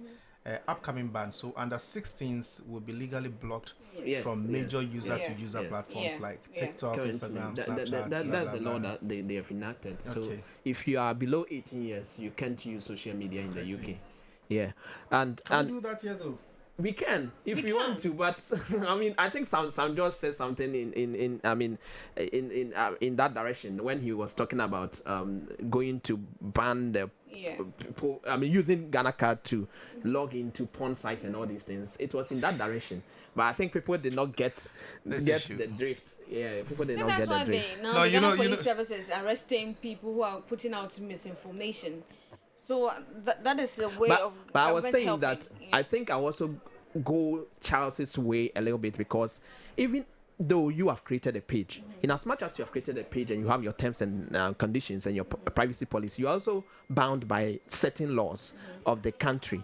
For instance, in the US, TikTok can only operate. That's quite recent. If it had not been for Donald Trump, TikTok would not have existed in the US any longer. Yeah. Yes, because they said that TikTok had flouted a lot of their laws. So exactly, That's how you come have to, we saw the trial of what's his name? the TikTok CEO. Yeah. Yeah. And then Mark Zuckerberg too was called to the board. I've forgotten the name of the, I think, and they were querying him. And I think it was concerning a certain video where a kid watched suicidal, I don't know if I have to use the word, but the kid was watching a suicidal content on Facebook, and this kid actually actualized what he or she watched, Pick a lot from there. and then they blamed it on Mark, and Mark was even charged. I think he was fined or something. Yeah. So they also have a responsibility to ensure that the SSs are checked. However, it's a free world. When you're on social media, it's a free world for everyone. What you want to do, you do it. Nobody really curtails you in any way. If you want to speak, you speak freely. If that is the motive, that is why the social media is there for everyone. You understand? And I think Ghanaians get, a leeway. When it comes to the strikes and then them being checked and all that, because we use our local language. Because when they are insulting in Twi or in the local dialect, and because of that, the people who are controlling they don't understand the language. Understand it, Because if it had not been so, look at what went on between the team legal wives and all this. Yeah. I mean, many of them would have been blocked and their accounts would have been taken down. But because they were saying it in Tree, so they have to probably get a translator there to translate it. So these are challenges. I mean, real challenges that they face. However, if you're using your social media, then you use it well. You use it to benefit yourself and then to also benefit the society, but positively. No, I feel this generation are not looking at social media for in terms of the benefit it brings. They are looking to now to be known. So they are known as influencers. Yeah, influencers. No, they are calling themselves celebrities. Yeah, everybody's an influencer they want now. to feel like they want to feel when you go somewhere, somebody knows you. When you step out, hey, wait a minute. And it has really helped some people though. Oh yes, it has. Oh yes. It's created an image for some people. Oh yes. Those days, if you want to be popular, it's the traditional media. Now there's the social media. So now that is why most of these people are going the other way, that they are not supposed to just to do things for trends. They want to do something so that they would also trend for people to be mentioning their name, that this is the person who said this is the person who's doing this is the person who's doing that. So I feel if they take their mind off being popular and focus on, some people don't even know the reason why they're using the social media app. You go on social media and you see young ladies literally exposing themselves, doing stuff that they're not supposed to do. You know how we call them? And they take what's the name for them? You know how we call them? No. The hookup ones. Hookup. No, those people are not even hookup. The hookup people, they are not known. No. They are doing the premium version. No, the those people they do premium version. They are on the Snapchat. Those who are into hookups, you don't know them. They are not known until you, the person, decide going in to do whatever you want to do. But I think on Snapchat, you know them. See, that's see, Snapchat. People, no, that's Snapchat. No, see, that's what I'm saying. Have you been on Snapchat? I'm not there. See, I'm on Snap. I say on countless occasions that it is you and what you're following on Snapchat. What's there? What's there on Snapchat? What's there? Because I am on Snapchat and the things I follow is what I see every day. Yeah. It's also because it's about the algorithm. I mean, it has a way of giving you what you want to see. If you're the one following porns and searching for those things, want to always know what is trending, somebody's news is out and you are looking for it, then that will come to your page. Sometimes they suggest some content to you, not because you have searched it. For instance, TikTok, for instance, if you stay on a video for like 5 minutes, they think that you're interested in the video. Yeah, exactly. They'll be pushing it to you.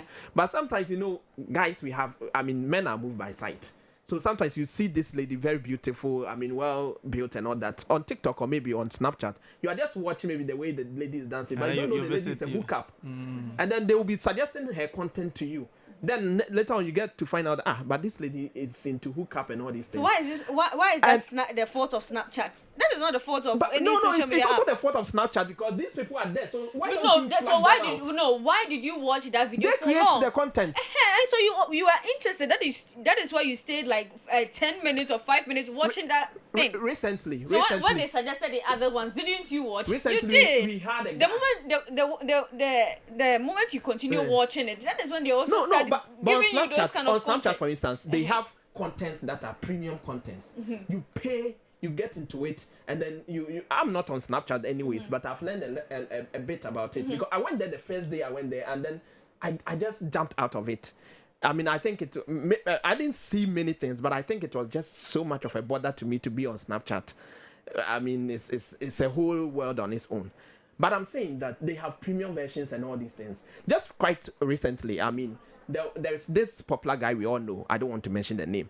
And he had his news and his content everywhere. No, that is his fault. That is not the fault of Snapchat. No, but Snapchat, it is your platform. So if these people are getting there, you can flash them out. Like TikTok does. TikTok will strike you. Okay. See, so the fact that they strike you, that doesn't mean your content is not gone for somebody and somebody has already recorded it. So, see, here's the person you are referring to posted the thing on his. Either he knew he was posting it or it wasn't intentional. Some people don't know how to use this app. So when they are using it, they don't know. This one. I think what Amia is talking about is when somebody's intentional about posting No, stuff I'm just about no. you. Sometimes you're not even aware what you're posting.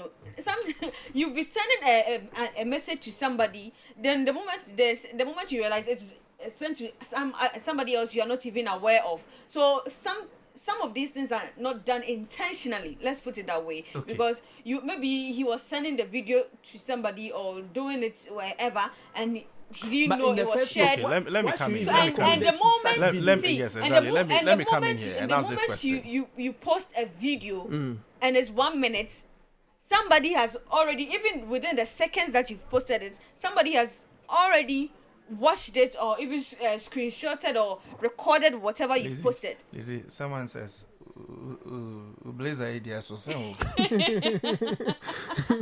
You know why Lizzie wears this blazer? You know why she wears it? Because the place is too cold. When you enter the studio, it's cold. Yes. So But she has been to, the Dubai's and Lizzie, she's and widely traveled. Please, I'm taking it off. She's widely traveled. And I need to ask this. You see, the point you are making is a very important one in the sense that, so we create groups, for instance, on social media, on Facebook. And before you could post something, sometimes you need the approval from the admin. So the admin would approve that, yes, this is for this platform. This is not for this platform. Can we have it on a larger scale? No. Where the app developers themselves, before you post anything, they review it before they allow it. No. So that you don't get... but I'm asking TikTok this does. question. TikTok does. I'm asking this question Every platform does. within the context of a colleague from the media space, you know, who has we've heard a lot about his videos are out there and all of that. So apparently it was someone who was blackmailing him with the videos, and I hear those videos. Let's even put that one. So I'm just making a point. So the person goes to post the video and voila, it's just there like that on social media. It's just there. It's not like it's morning radio, but it's not like it's a porn site where those porn sites you submit those videos. Yeah, they review them before they even post them onto their site. But now the social media we have, you post it and immediately it's just there. So if it is about your reputation is already soiled or stained before you could say jack anything. Yeah. So I'm just asking the question, don't you side with me when we make the proposals that, look, these app developers could perhaps factor that into consideration, where whatever you post would have to be reviewed before it is allowed on the platform. It's doable. Every post you do, TikTok, Facebook, it's being reviewed by them. But if the content is yours, they don't have any problem. And the thing is, unless that's what I'm saying. Unless the page or whatever you posted is being reported. Okay, so talking about reports, there's a message here. Okay. Yes, there's a message here. This one says, Charles, unless you report someone and by so the report has to be consistently about 50 or even more before social media can block someone. Recently, Nigerians reported our referee, Nilai. Our referee guy, he's the best. So Nilai to X. Was the account taken down? No, it wasn't. No, I think no. Okay, he says, and his account was blocked. Bab says his account was blocked. This is X. Yeah. This is X. Formerly Twitter. Yeah. It's a Twitter. It was. But I think they gave the account back to him or something. I think Ghanaians also protested and they gave the account the account back. Nigerian and Ghana. It was just the Nigerian. And when it comes to Nigeria and Ghana, Nigeria has the numbers. Yeah, because they can always. The referee was unfair to them. Yeah. Was unfair. But he was very fair. Yeah, very fair. I'm saying that social media is a free space to post whatever you want to post, unless your page is being reported. But it's not. And the other thing, but Charles, so how do you tell me? I'll allow you. How do you tell me that what I'm posting right now has been reviewed by, for instance, Facebook? Because I posted it instantly and instantly it came. It is reviewed. So in that vein, I'm posting a pornographic stuff. Is it not against their rules? Is it part of their rules? Is it part of their rules? I want to believe that it's not. It's part. That's what I'm So for the listeners out there, help me. I've not read those rules. Is it part of the rules of engagement by Facebook that you can post pornographic stuff there? I just want to know. Educate us this morning. So the thing is, when you are these social media apps, okay, we should not forget that they were not originally created for Africans. Yeah. They were created for them. And it has been extended to us. Now, the thing is, in their, under their jurisdiction, a lot of things are allowed. For instance, in US, the porn industry is legalized. So they don't have a problem with that. In Germany, for instance, except crime, like crime as in crime. When you say it's legalized, what do you mean? Constitutionally? Yeah, it's recognized? constitutionally, yeah, it's recognized. You can do it. In Germany, for instance, except crime as in crime, a lot of things are legalized. Yeah. Transsexual and all these things, they are legalized. I mean, prostitution is very much legalized in Germany. So they don't have a problem with those things at all. It is when you come to, let's say, our part of the world that we have a problem. Yeah. So those things are reviewed. However, I think now they are also becoming conscious of the fact that children are on these platforms. So that is the only part where they will start reviewing your video to see if it violates anything that, I mean, even when you're posting on YouTube, will be offensive to children. They'll ask if they'll ask you a question if it's suitable for children to watch. Yeah. You have to choose. Yeah. So that's what I'm saying. It is your country that is supposed to. It's your country that is supposed to. Even in the US, the pornographic stuff you talked about, it says that I'm doing a bit of research even as we're talking. It says yes, adult pornography is legal in America very much legalized. for consenting adults. Yeah. But it is heavily regulated. Federal laws allow legal pornography as long as it is not classified as obscene under Supreme Court guidelines or does not involve illegal acts. So who determines what? And actually, the porn industry, is legal in certain parts. You see, the U.S., all the states, they operate, on their own. Yeah. I think in Miami, for instance, the porn industry is legalized. You can get into this industry and shoot it. And Mama Amagbe says pornography is not legalized in all the states in the US. That's what I'm saying. In some states, Mama, I didn't say all the states. So in some states, I think in Miami, you can check for me. Just cross-check. I think in Miami, it's fully legalized. You can do those things. I don't know. But in some of the states, you can do it. And it's very much okay. But I'm saying because of the free economy that they have created for themselves, because in the first place these social media apps were not done for Africans. TikTok existed a long time ago before it came to Ghana. And then we started abusing it in our own way. That is what the minister says is going to check for us to be paid and stuff. So it says that pornography is legal for adults in Miami. But accessing it online requires strict age verification under state law. Even now when people even go VPN and all these things. That's what Sam George wanted to do, that before you access any pornographic content, you have to, enter your particulars. Tell you what, it started already. Even though the backlash was there, but it started already. A few days ago, you were on the porn site. Charlie, I don't know why. I hope Dr. Desmond Kofi Annan is not affecting you with his virus. Oh, no. I was just completing your sentence for you. Just confirm that. Yeah, what did I say? Yeah, I didn't even know that the thing was. You visited. I didn't even know. I didn't even say visited. I said a few days ago that you said you were on the front side. What about if you? No, but you gave. You see the prelude. Kofi Annan, your mic is off. I didn't say that. Your mic is off. Your mic is off. The microphones are off. It's only me. So I was about to say something. Oh, come on, guys. You see, you have obstructed my thought process. You have obstructed my thought process. So you were talking about the fact that Did I mention this side? I said we're talking. You see. And then go back to your Kofi Annan. You're not the sign. You said, listen, I'm saying that it started already with the moves that Sam George and co were preaching. It started already a few days ago. Interior Minister at that press briefing, we're talking about the capture of your biometrics on the Ghana card. Is there, isn't it? So the Ghana card, for instance, if you're going to visit a pornographic site, Sam George says that you need those things to be there. So we get to know who is visiting the site. So hey, Elizabeth, do you Ghana? What class of she's on this porn site. But that's also a breach of privacy. You know that. Tell me about it. Yeah, of course. It's my private. The particulars that you are seeking. It's not like they are leaking it to anyone. But of course, you are giving those details. Those details are in the possession of the government agency supervising the space, unless it is leaked to a certain third party. But in this case, how that your biometrics are already. No, I get it. But those things are illegal. Those stuff happen illegally. But they do it. I'm just saying that once there is a system which requires you to enter your biometric or your details as regards to Ghana card and all of that. It doesn't necessarily mean or constitute breach of your privacy. No. Yeah. That's the point I'm making. You get it? So gradually we are getting to the stage where, maybe let me ask this question. With all the regulations that government is preaching or talking about, in order to sanitize the space on social media and all of the happenings there, Elizabeth, where do you stand? You think government should regulate the space here? Oh yes. Oh yeah. Yeah, they should, because now our youth are mostly into social media to actually sell their stuff.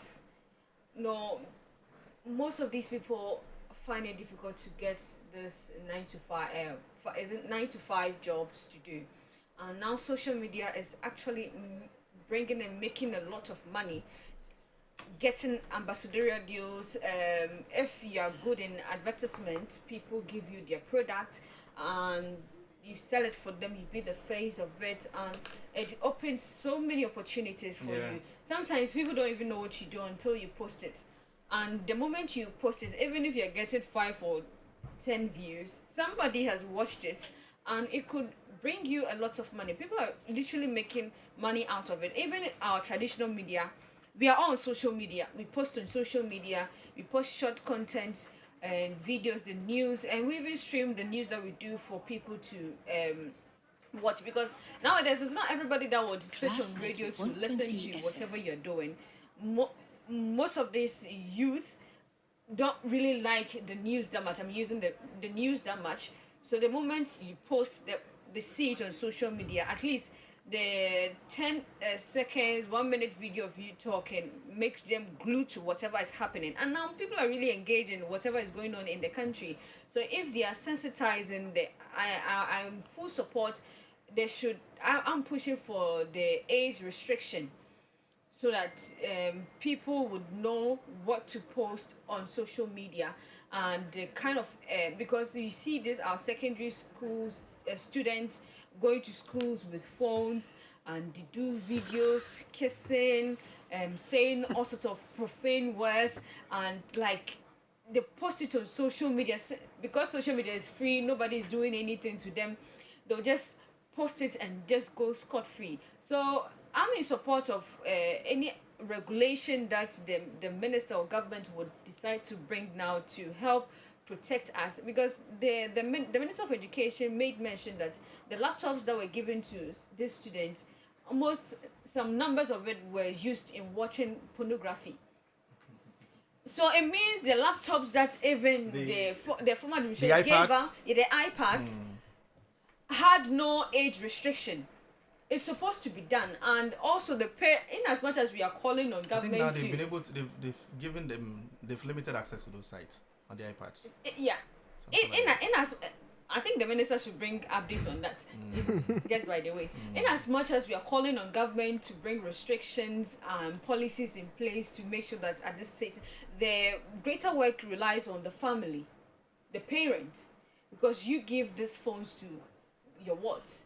You buy this now. One child will have laptop, iPad, iPhone, whatever. You buy these things for them, so you are supposed to be checking what your child is watching. You are the first call to whatever your child puts out there. So if you are not aware what your child is putting out there and is being reported to by somebody to you, then it means you failed.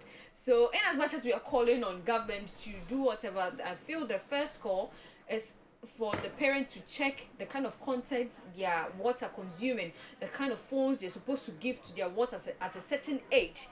If they graduate from there and feel they are matured enough, you could give them the kind of any latest phone, what feature, whatever it is, for them to use to learn. If you're giving them an iPad, you make sure that there's a restriction that's limited to just learning. If the call and the work starts from the parents, then government can whatever government will do, just progress. Yes, they will move from there. But if your wards are posting stuff now, they're all doing get ready with me, they are almost half naked on social media, unfiltered day with. Yes, and you see this kid insulting, trying to put out certain kind of lifestyle, then, and you ask yourself, where are their families, who is taking care of them, who is even making sure that these things are being restricted. And the moment but the elderly themselves are insulting on radio. The traditional media, they sit on radio and insult people. The police not pick just the people traditional. up. They even sit on the social media. Social media, they go live and do videos and post it. That the moment the police do their work to start arresting people, then we same people are complaining about it, politicizing everything.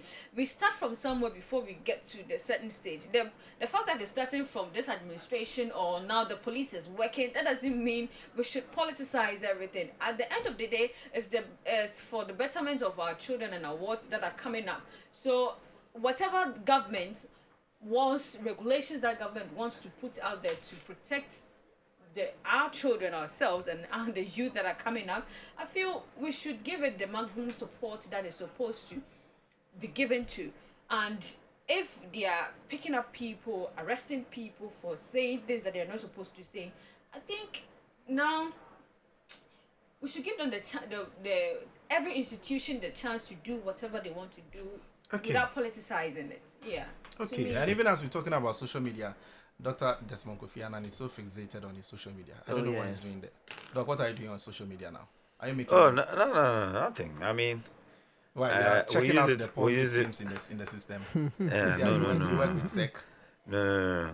Yeah. Just that I'm very worried about you.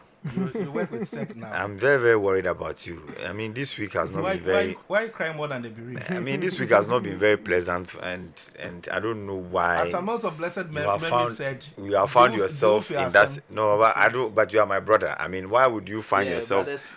First of all, you are a victim of CWPC. This agenda and then this party you've chosen to do. You take time to also be visiting some other site and what extracurricular, I mean. but Charles, importantly, I know your time. I mean, the time is already So, but what I would say is that I mean, we should be wise in everything that we do. Yes, if you once in a while make an error of judgment in some of the things that we do on social media, that's fine. But if it becomes repetitive, it means that it's deliberate that you want to use social media for other things that ordinarily, I mean, was not the purpose of it. And so, as Ghanaians, let's make the best out of these social media apps, and I'm sure that we will be fine. Other than that, if we think that it's not good for us, I'll support any government that would want to regulate the system, so that we sanitize the system. I will realize that after some 2 or 3 arrests, this is a system very, very now. When people are speaking now, they don't now center on the person, they center on the issues. Yes, that is how it's supposed to be. So, but whilst at that, we pray that some of these latest arrests and what have you, the judges would yes, show them something small, but then it should be mild. It should be mild so that they can learn out of it. Let me do some messages before I come to you. This one here says, though parents must check their children, it's not every parent who is computer inclined. Their aim is to help them in the studies. The kids are smarter than even their literate parents. Obi from Tema with a message. This one here says, Charles, please, to our growers of staples, why will they go into farm and now be calling on government to come and buy their produce? Can't they have marketing strategies to sell their produce and stop blaming government? Francis in Accra sent in that message. We just about wrapping up today's conversation right here, but it's a little piece from a little girl who says that, well, she's stuck to social media. Listen.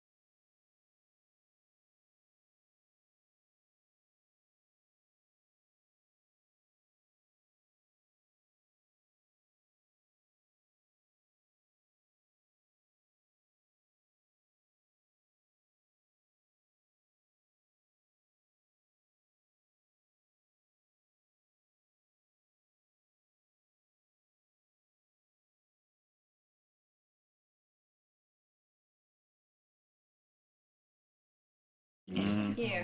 And I hear It some, depends some on what embassies, you- some embassies are allowed. They are saying that you should make your yeah, it's social a part media of it. pages Yeah, because open. they need to also know. But like Lizzie is saying, it depends on how you use it to promote yourself. And of course, I mean, in the context of whether or not it should, the system should be regularized. I think I support that call because you see, when you go to China, for instance, they use WeChat. They don't use WhatsApp or something. Yeah, so we need to regulate the system. Yeah. Okay, guys, on that score, I think we can draw the curtain on this edition of the Class Morning Show. Let me do this message lastly before I take leave. Charles, the reason why social media is so much abused is the number of people who use it, who use the social media, don't know are many. They know these people by their name accounts, unlike those people who are celebrities and know AI is another wahala. And you see, AI cries are different. Maybe next week we'll discuss it. We have to discuss Yeah, that. because there are a lot of AI AI is now videos and becoming people. dangerous. My mom sees some videos online and then she'll tell me that, hey, Charlie, what it's is here? becoming Listen. So my mom will see a video and say, hey, what is here? Synchrophobia president. Mom, I'm like, hey, mommy. There are AI videos. Take your time. Take your time. People are generating AI videos and they've monetized the pages and what have you. Charlie. Anyway, guys, let me thank you so very much and wish you all the best. And we're wrapping up this morning edition of the Class Morning Show. But are you ready to reveal your fortune? Reveal Scratch for Win is here to change your life for good. Just dial *850*5# and win up to 1 million Ghana cedis or more in cash prizes instantly. It's exciting and it's regulated by the National Lottery Authority. So you dial *850*5# and you select stake amount, or you choose a station first of all to play. You select stake amount between 5 Ghana cedis and 2,000 Ghana cedis. You choose your lucky card out of 5 options, confirm gameplay, and enter your Momo pin. You receive your game results and winnings instantly. It's easy, fun, and exciting. Get ready to scratch, win, and live your best life with Reverse Scratch for Win. Up to 1 million Ghana cedis up for grabs. *850*5# is the short code. Reverse Scratch for Win. Scratchy keke. Nidi sika say bam. Terms and conditions apply. Well, that's how we wrap up today's edition of the Class Morning Show. Another week gone, another week upcoming. Let's see how it goes. My name is Charles Akrofi, and I sat in all through for my brother Kwame Jumo Ajima, who after next week would resume active duties. I leave you in the hands of Last Meet. Let me say a special thanks to Norinda for the production and the entire production team and my colleagues in here who helped me do the morning show from Monday to Friday. God willing, next week, Monday, we are back on your radios for another round of exciting, engaging conversation. My name is Charles Akrofi. Good morning